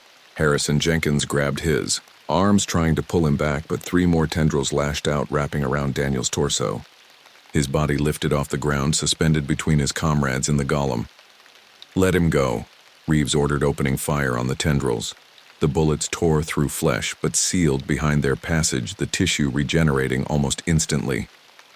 Daniel's screams reached a crescendo as he was pulled from his comrade's grasp and into the central mass. His body began to dissolve on contact uniform and equipment, melting away his features, distorting as he was absorbed into the collective. "Fall back," Reeves shouted again. More tendrils shot out faster than anyone could react. 3 more soldiers were caught, Crawford, Peterson, and Martinez. They fired wildly as they were dragged across the floor toward the mass, their screams joining the cacophony. Harris reached for his belt, pulling an incendiary grenade. "Cover!" he yelled, yanking the pin. We ducked outside as he tossed the grenade into the center of the mass. The blast shook the building and a wave of heat rushed through the doorway. The unified scream that followed shattered every window in the church, raining colored glass down upon us. When I looked up, the creature was burning but still moving. It heaved its massive bulk through the rear wall of the church, brick and timber giving way as it forced its amorphous body through the opening. It dragged itself with surprising speed, toward the tree line, leaving behind pieces of burning flesh that continued to move independently for several seconds before stilling. Status report. Reeves called out, his voice steady even after what we'd witnessed. 4 men down, Wong replied, her usual calm faltering. Daniels, Crawford, Peterson, Martinez. Kozlov crossed himself, murmuring what sounded like a prayer in Russian. I moved to the pool of fluid where the creature had been. Even though revulsion churned my stomach, I knelt and removed a collection vial from my pack. Don't touch it directly, Alvarez warned, joining me with her own sampling kit. The liquid glistened with an oily, iridescent strands of tissue floating within it. As I collected a sample, I noticed how it seemed to reach toward the collection wand, responding to proximity like a primitive organism seeking contact. It's still active, I said. The Agent G is trying to connect. Alvarez nodded, sealing her samples. This confirms everything. Agent G doesn't just infect, it networks its hosts into a unified system. The golem isn't a random mutation. It's exactly what the Soviets designed the agent to do. Reeves had joined us, his face grim behind his mask. Can we kill it? Fire seems effective against smaller portions, Alvarez replied. But the main mass appears capable of abandoning damaged sections and preserving the core intelligence. We need to track it, I said. Where it's going might tell us more about what it wants. Reeves nodded. Harris, Wong, secure the perimeter. Jenkins, get the remaining gear. We're moving out in 3 minutes. Outside, the thing had left an obvious trail dissolved, snow in a path of fluid that killed vegetation on contact. We followed at a cautious distance, weapons ready. The trail led through the dense pine forest, winding between trees too narrow for the creature to have passed through intact. Its changing shape, Alvarez observed, adapting to its environment. After nearly a kilometer, the forest opened into a small clearing. The snow had melted in a perfect circle approximately 30 meters in diameter. In the center stood a concrete structure, an entrance to what appeared to be an underground bunker. Its heavy metal door hung askew, partially open. Fresh drag marks lead inside. Soviet-era installation, Kozlov said quietly. Not on any maps I know. Reeves surveyed our diminished team. 7 soldiers remaining, plus Alvarez, Kozlov, and myself. He activated his satellite communication device. Command, this is Reaper 6. We have confirmation of Agent G deployment resulting in Stage 4 contamination. 4 personnel lost. Target has retreated to an unmarked subterranean facility at coordinates Lima 7392. Request immediate extraction and containment team. The reply came through with significant static. Reaper 6, acknowledge your situation. Extraction assets are 6 hours out minimum. You are ordered to pursue and neutralize the threat by any means necessary. Prevent spread at all costs. Command out. Reeves looked at the bunker entrance, then back at what remained of his team. His expression didn't change, but I saw something in his eyes. Not fear, but the weight of responsibility. You heard them, he said finally. We're going in. I stared at the dark opening. Whatever waited below had already consumed an entire village and 4 highly trained soldiers. I tried to remind myself I was a scientist, that understanding this phenomenon was worth the risk. But as we approached the bunker entrance, all I could think about was Daniel's face as it dissolved into the mass, still conscious, still screaming. The bunker entrance stood before us, framed by rusted metal. Dusk made the clearing look dark. With each step closer, the temperature seemed to drop, though whether from actual cold or my growing dread, I couldn't say. Movement protocol. Reeves said, his voice low but carrying clear authority. Single file, 3-meter spacing, Wong point. Kozlov after her for translation. I want no surprises. Jenkins distributed emergency light sticks, which gave off a sickly green light. We activated our mask-mounted lights as well, which lit up the darkness ahead.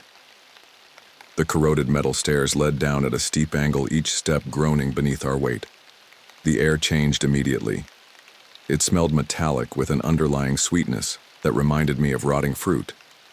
My training told me to analyze these sensations objectively, but instinct told me something was wrong. 20 steps down, motion sensors detected our presence. Ancient fluorescent lights flickered to life, struggling against decades of neglect. Several burst from the sudden surge, showering sparks onto the concrete floor. Kozlov stopped abruptly, staring at a large red sign mounted on the wall. Cyrillic letters, faded but still legible, covered its surface above a biohazard symbol. "What does it say?" Reeves asked, tension evident in his voice. "Bioweapon Research Facility. 16. Kozlov translated, is expression hardening. Authorized personnel, only. Genetic Engineering Division." He turned to us, his face partially obscured by his mask, but his eyes revealing genuine fear. "This was not on any military maps I know. Even KGB archives do not mention this place." "They wouldn't," I said. "Agent G was probably developed outside official channels. Even in the Soviet system, some projects were too dangerous for proper documentation." We continued deeper, entering a wide corridor lined with laboratory doors. Many stood ajar, revealing glimpses of abandoned workstations and specialized equipment. Everything had the practical design of late Soviet science, functional, sturdy, and with no concern for looks. "Spread out," Reeves ordered. "Teams of 2 secure and catalog 10 minutes only." Alvarez motioned for me to join her in examining the first laboratory. Inside, the devastation was immediate and telling. Glass containment equipment, shattered documentation, scattered across the floor, dried chemical stains marking the walls and patterns, suggesting violent chemical reactions. "This wasn't abandoned in an orderly fashion," she noted, kneeling to examine a broken centrifuge. "They left in a hurry, or they didn't leave at all." I moved to a partially intact file cabinet, its top drawer hanging open. Inside, I found several leather-bound journals, their pages filled with handwritten notes and Russian diagrams and chemical formulations. Though I couldn't read the text, the molecular structures were recognizable to anyone with advanced biochemistry training.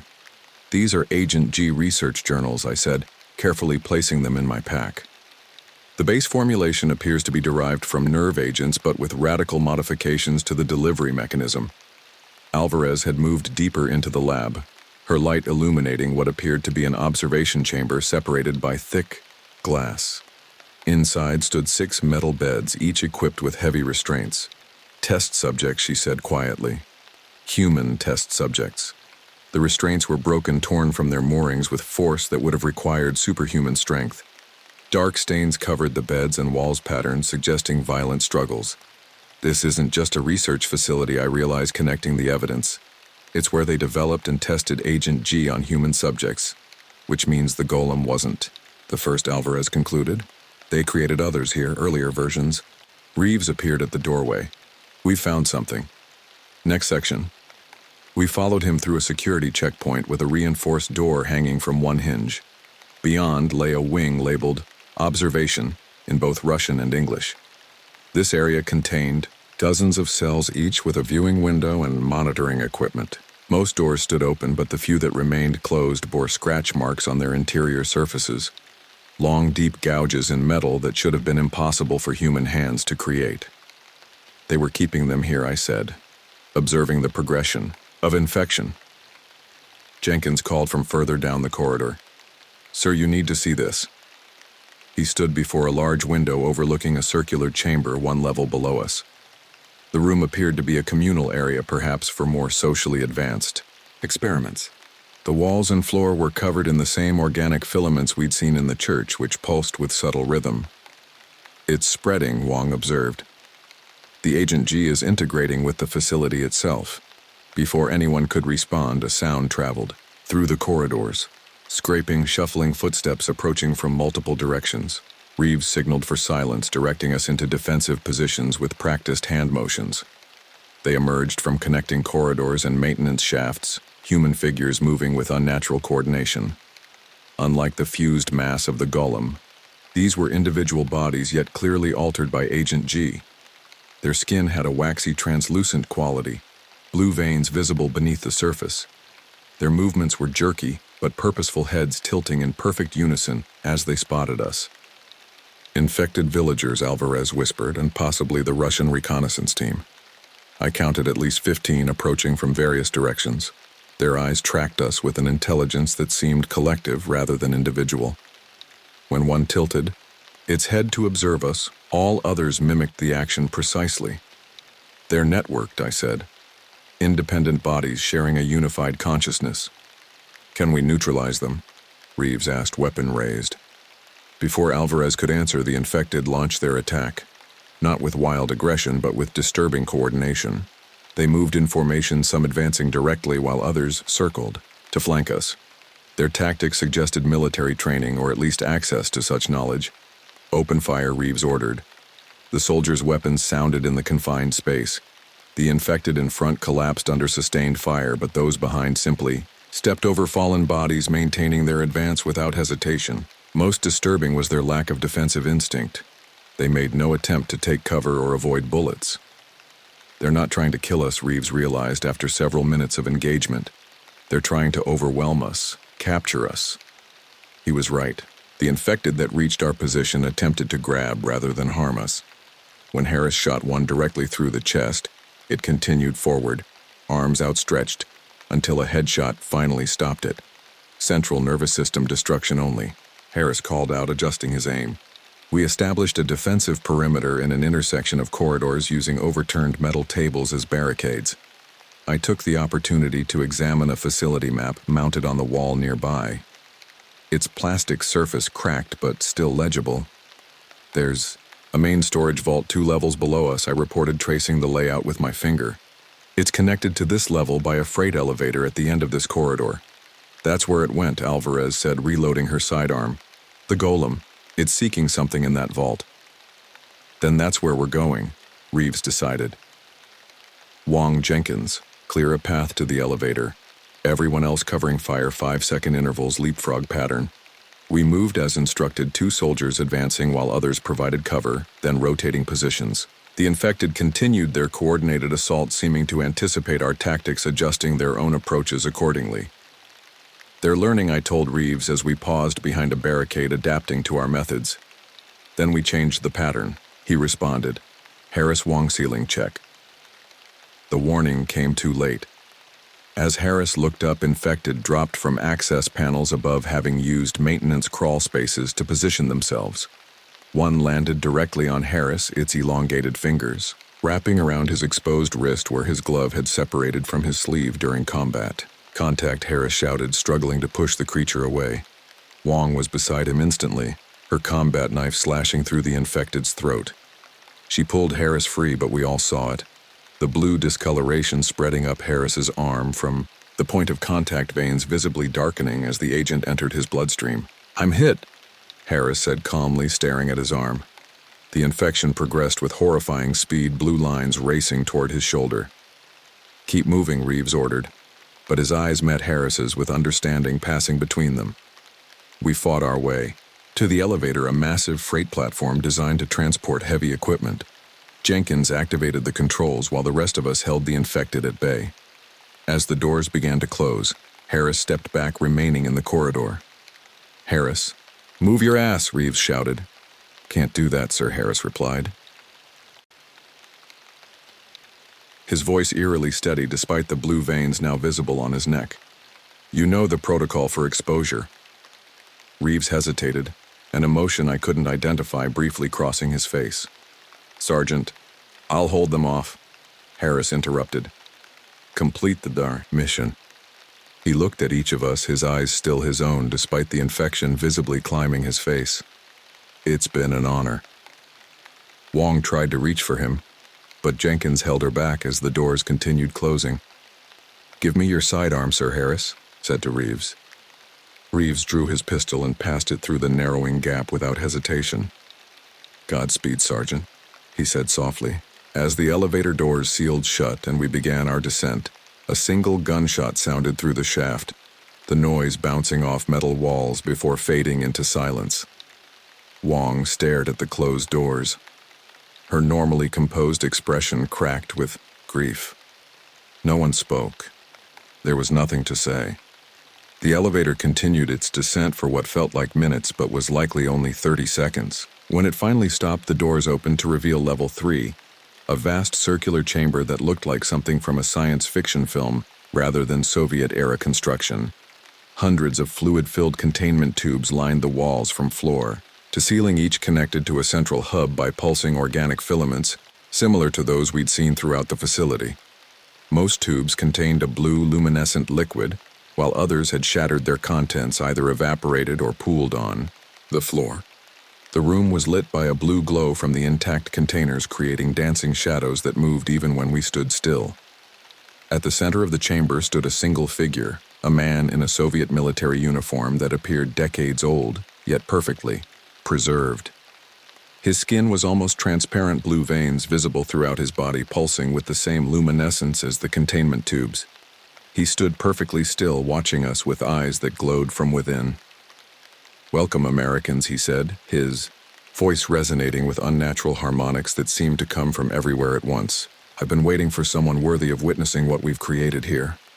The man smiled, revealing teeth that glowed the same unnatural blue as his veins. Something about his confidence, his complete lack of fear, despite facing armed soldiers, chilled me more than any horror we'd encountered thus far. "Who are you?" Reeves demanded, weapon raised. "Someone who has transcended your limited understanding of human potential," the figure replied, "but you may call me Colonel Baranov. I once commanded this facility before I became something more." The man smiled with unnatural calmness. Every movement he made, even the slightest tilt of his head, sent ripples through the organic filaments connecting him to the room. It looked scary, like he somehow controlled the entire chamber. "My American counterparts," he said, his perfect English carrying a musical Russian accent. "I've waited decades for an audience worthy of witnessing what we've achieved here." "Identify yourself," Reeves commanded, his weapon trained squarely on the figure's head. "Colonel Mikhail Baranov, former Soviet Army lead scientist on Project Golem. Though former feels inappropriate now. The Soviet Union collapsed, but I went beyond it." He looked at us with glowing blue eyes that seemed to see through rather than at us. "You've come seeking Agent G. How disappointing that your government sent so few to retrieve something so precious." I forced my voice to remain steady. "We're not here to retrieve anything. We're investigating an outbreak." "An outbreak?" Baranov's laugh rang unnaturally. "Such a clinical term for evolutionary advancement. Your language betrays your limited perception." "What happened here?" Alvarez asked, her scientific curiosity momentarily overriding her fear. Baranov moved toward us with a fluid grace that defied natural human movement. Each soldier tensed fingers, tightening on triggers, but Reeves signaled them to hold. The Soviet Union was crumbling around us in 1989. Decades of research, billions in resources, all to be abandoned or worse, surrendered to the West. Baranov's face contorted briefly with remembered rage. "I couldn't allow that. Agent G was too important, too revolutionary to become another American weapon. So you preserved it," I said, the horrible truth dawning on me. "Better." His smile widened. "I became it. The perfect symbiosis of creator and creation." He gestured to the containment tubes surrounding us. I injected myself with the master strain and entered cryostasis. The facility was sealed, all records purged. I slept while my body changed, while Agent G rewrote my cellular structure and neural pathways. "Until the Russian reconnaissance team woke you," Reeves noted. "An unfortunate surprise for them, yes. Simple soldiers following orders, checking abandoned Cold War facilities. They couldn't comprehend what they found." Baranov's expression softened with false sympathy. "Their confusion was regrettable but necessary for my adaptation to this new era."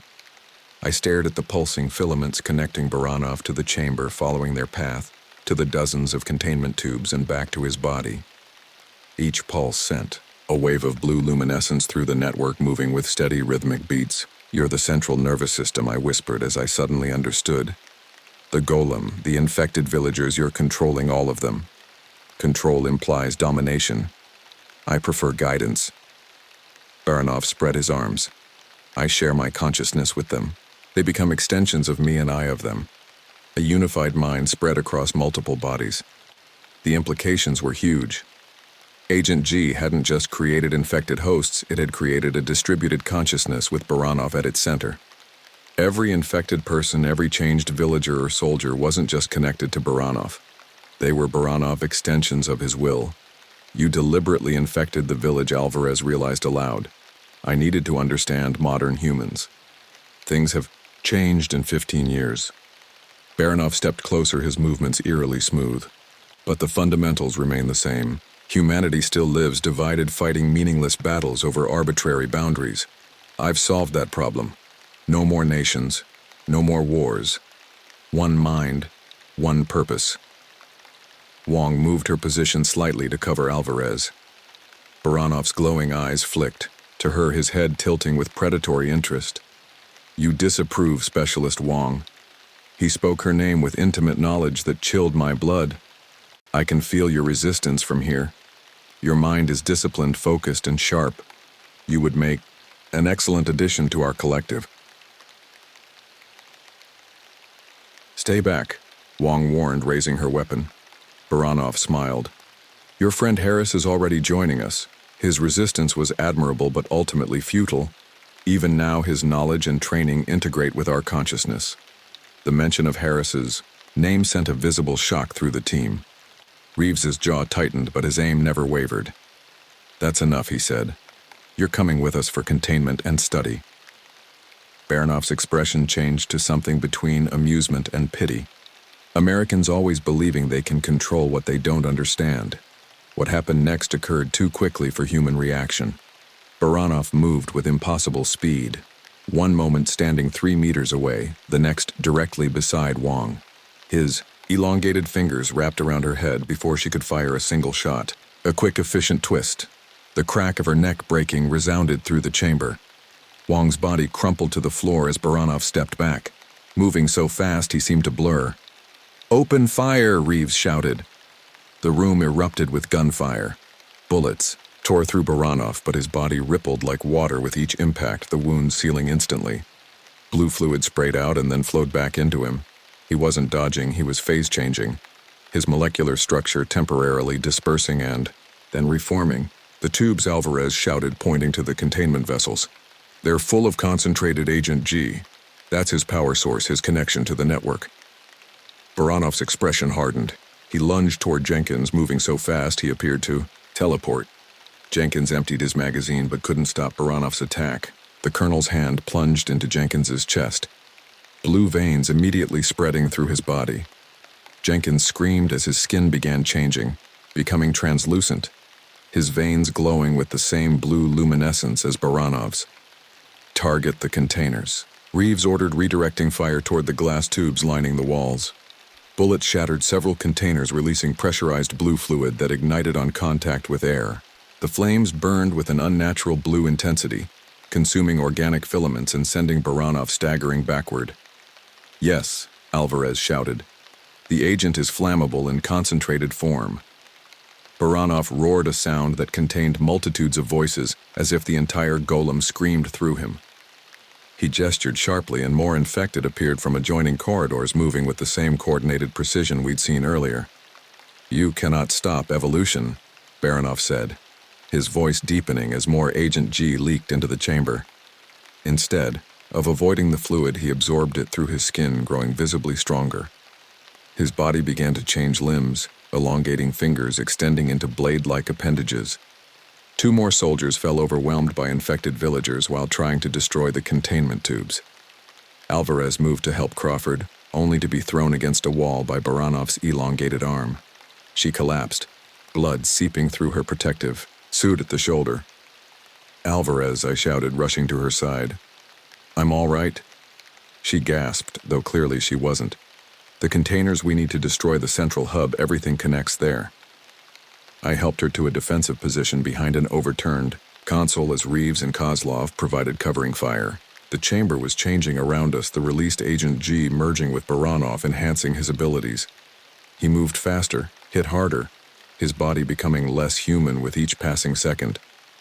There are too many containers to shoot individually, Reeves shouted over the gunfire. We need something bigger. Kozlov checked his ammunition, then his pack.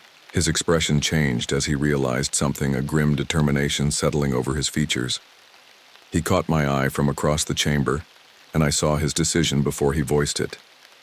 Dr. Jones, he called. Tell my daughter I did not die for nothing, yes? Kozlov, what are you? He was already removing the charges from his backpack, the same thermite explosives we'd brought to ensure containment if necessary. He activated the detonator, the light blinking red against his blood-soaked uniform. I hadn't even noticed he'd been wounded. A deep gash across his torso, leaking blood with each labored breath. "Get to elevator," Kozlov ordered. I finished this.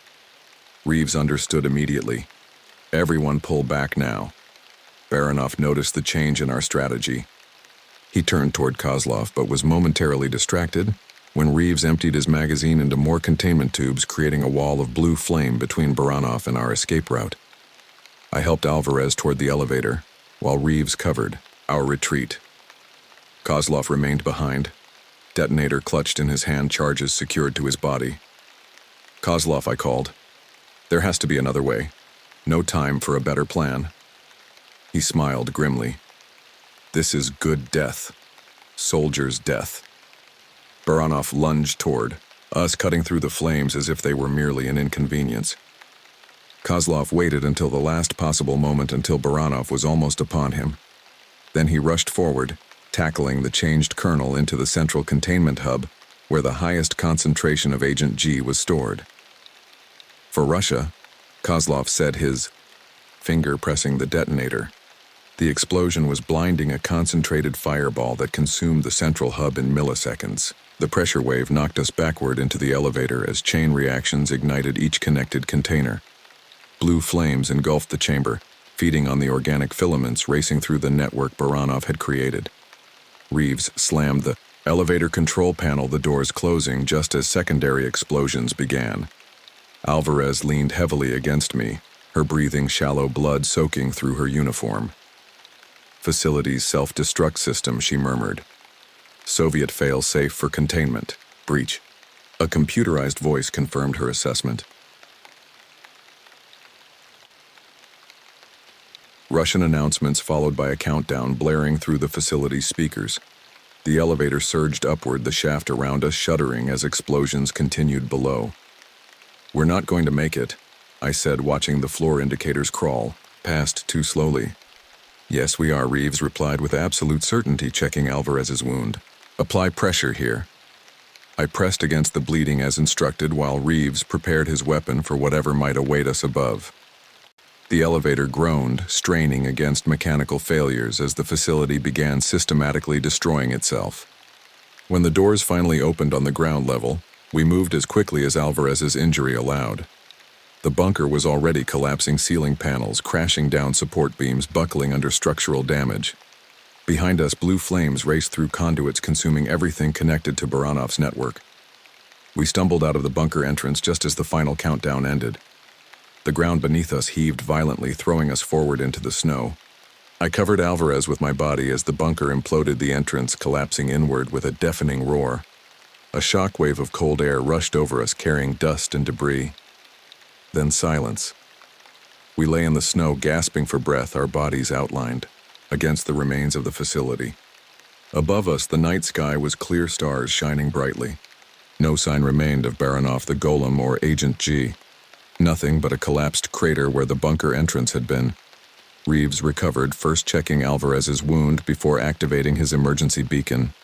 I rolled onto my back, looking up at the stars as my adrenaline slowly dropped. We had survived, but at what cost? Wong, Harris, Kozlov, Jenkins, and the others all gone. And who could say for sure that Baranov's consciousness had truly been destroyed? The Siberian night was quiet around us. In the distance, a wolf howled, ordinary, natural, and untainted. That sound comforted me as we waited for Extraction 3, survivors in the snow. The extraction team found us at dawn. Their helicopters cut through the morning mist, rotors breaking the quiet that had surrounded us since the facility's collapse. I remained motionless in the snow, my body numb from both cold and mental shutdown. The Siberian forest around us seemed very peaceful after what we'd seen underground. None of us had spoken much during those long hours of waiting. Reeves had maintained a vigilant watch, keeping his weapon ready, even though he was exhausted. Alvarez had drifted in and out of consciousness, her shoulder wound temporarily stabilized but needing proper medical attention. I'd simply stared at the sky, trying to convince myself that the nightmare was truly over. "Movement," Reeves announced, as the first helicopter approached. His voice was raw, stripped of everything but essential function. I didn't react. Part of me wondered if it even mattered anymore. If Baranov's consciousness had somehow survived. If even a trace of Agent G remained intact, extraction might simply spread the infection. But I lacked the energy to voice these concerns.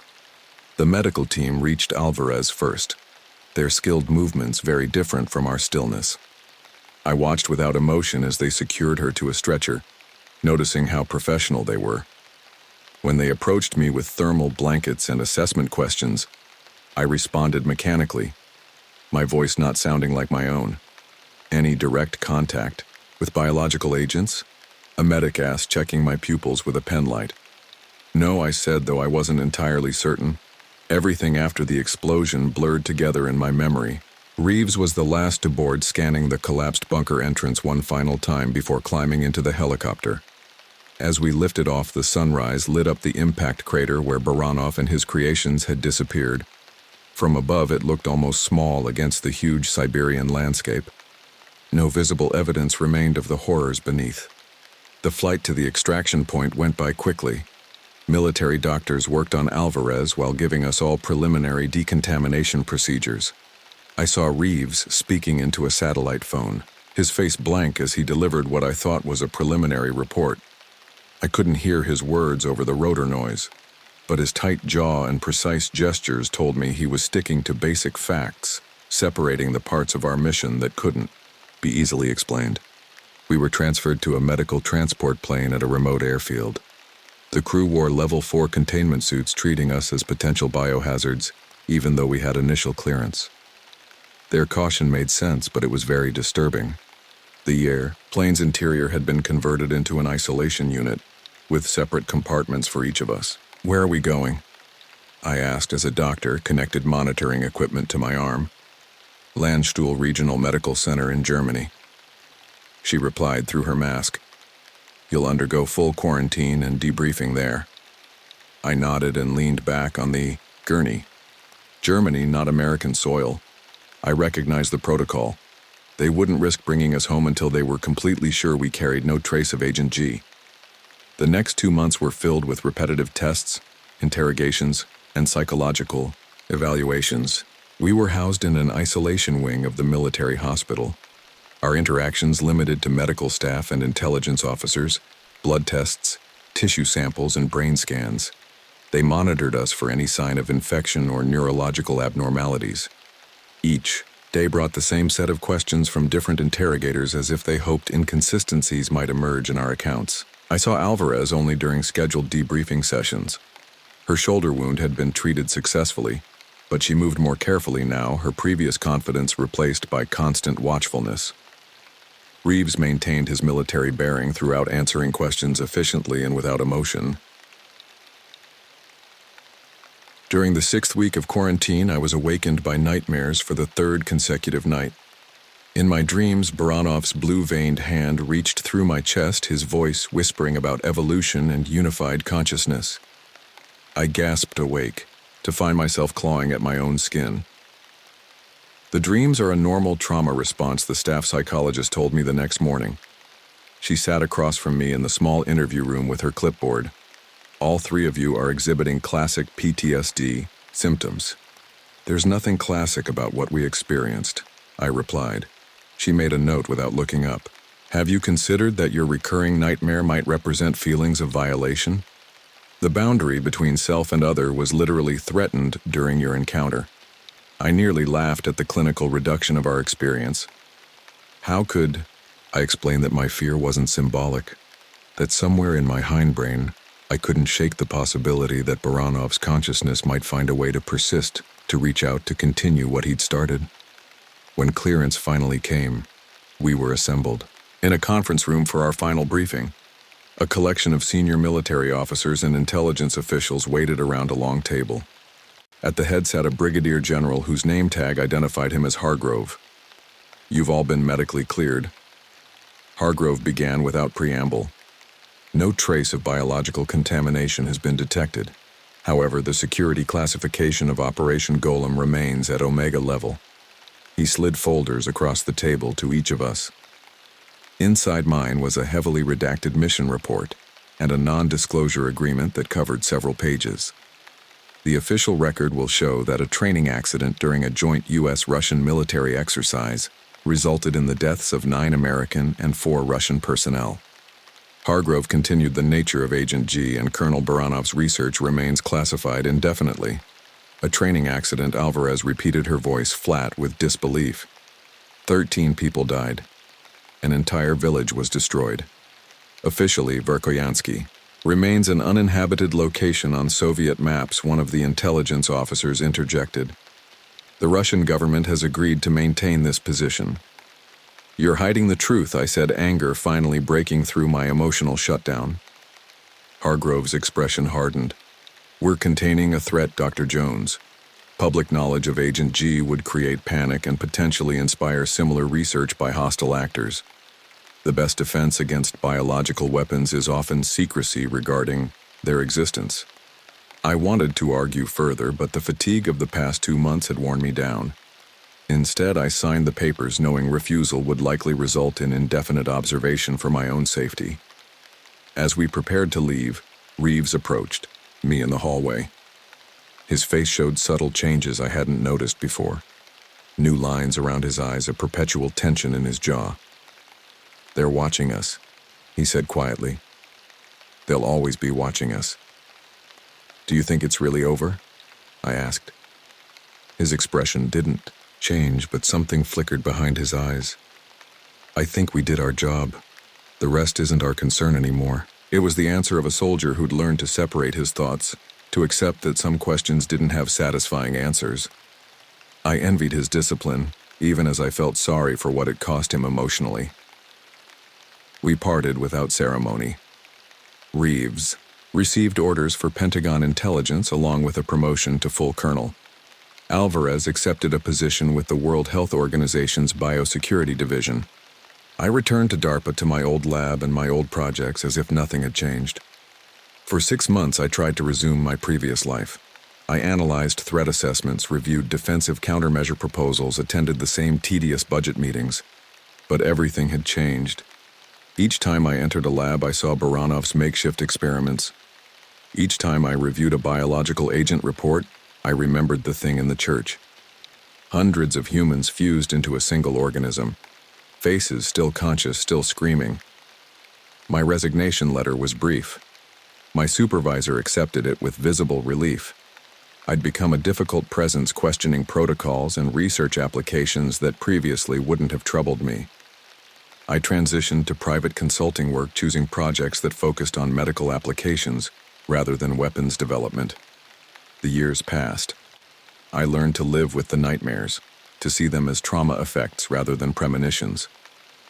I maintained sporadic contact with Alvarez, exchanging research papers and occasional conference calls that carefully avoided direct mention of Verkhoyansky. Reeves disappeared into the intelligence community. My attempts to reach him went unanswered. 15 years lessened my fears, though they never fully disappeared.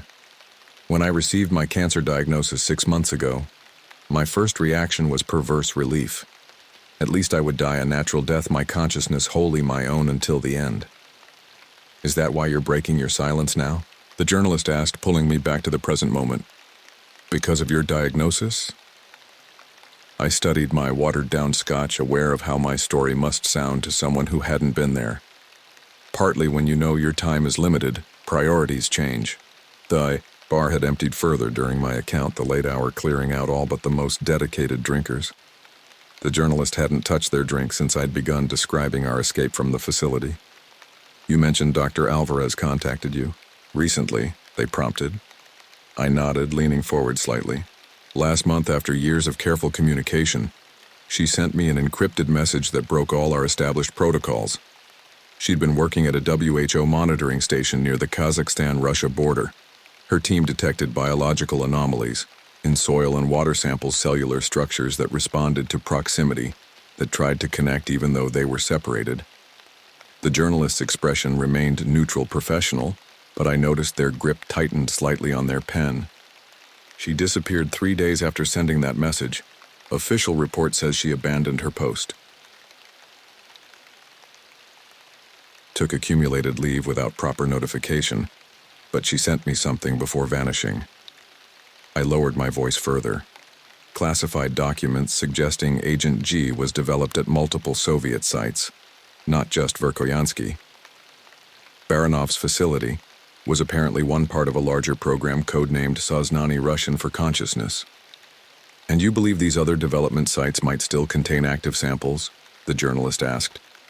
I don't know, I admitted, but the timing concerns me, especially given what happened to Reeves. Lieutenant Colonel Reeves. Colonel Reeves, I corrected. He was found dead in his apartment last week. Official report calls it suicide gunshot wound to the head. You don't believe that? I stared at my drink. Reeves was many things, but suicidal wasn't one of them. He was a survivor, a pragmatist, and he'd recently requested access to files related to Soviet bioweapon sites in Central Asia. The journalist remained silent, waiting for me to continue. I can't prove anything I said, but the coincidences are troubling. Alvarez discovers anomalies, sends me classified information, and disappears. Reeves investigates similar leads, ends up dead. I reached into my jacket pocket and withdrew a small metal case. Inside was a flash drive unmarked except for a small scratch on its surface. This contains everything I said, sliding it across the table. My notes from Verkhoyansky Alvarez's recent findings, copies of Reeves's file requests, and satellite imagery of the Kazakhstan sites Alvarez was monitoring. The journalist hesitated before taking it. Why me? Why now? Because I'm not going to survive this cancer. Because everyone who witnessed what happened in that Siberian village is either dead or disappeared. Someone needs to know what's out there before all of us who remember are gone. I drained the last of my scotch, the watered-down alcohol barely registering on my palate. The official records say Operation Golem ended in that collapsed bunker 15 years ago. Maybe it did. Maybe I'm just a dying man connecting unrelated dots. I met the journalist's eyes directly. But if I'm right, what happened in Verkhoyansky was only the first chapter, and whatever's emerging now has had 15 years to evolve. The journalist carefully pocketed the flash drive. I'll need to verify these claims independently. You understand that I'd expect nothing less, but be careful who you contact. The people who covered up this story the first time are still in power. We finished our conversation shortly after. I paid the bill and watched the journalist leave, wondering if I'd just endangered another life by sharing what I knew. Outside the bar window, Washington continued its evening rhythms, unaware of the horror that might be returning half a world away. As I stood to leave, I caught my reflection in the mirror behind the bar. I looked gaunt, with prematurely gray hair and haunted eyes. Cancer had thinned me further, but the real deterioration had begun. In that Siberian forest 15 years ago, I'd left something essential behind in that collapsed bunker, some fundamental faith in human nature and scientific purpose that could never be recovered. I walked out into the night air, breathing deeply, even with the city pollution. Whatever happened next would unfold without me. I'd done what I could, shared what I knew with someone who might use it wisely. Whether anyone would believe it, whether anyone could stop what might be coming, was beyond my control now. The city lights blurred around me as I headed toward my hotel. Behind me, the bar's neon sign lit up the sidewalk with a faint blue glow, not so different from the luminescent blue that had pulsed through Baranov's veins. I quickened my pace, leaving the light behind, focusing on the solid concrete beneath my feet, rather than the dark alleys around me.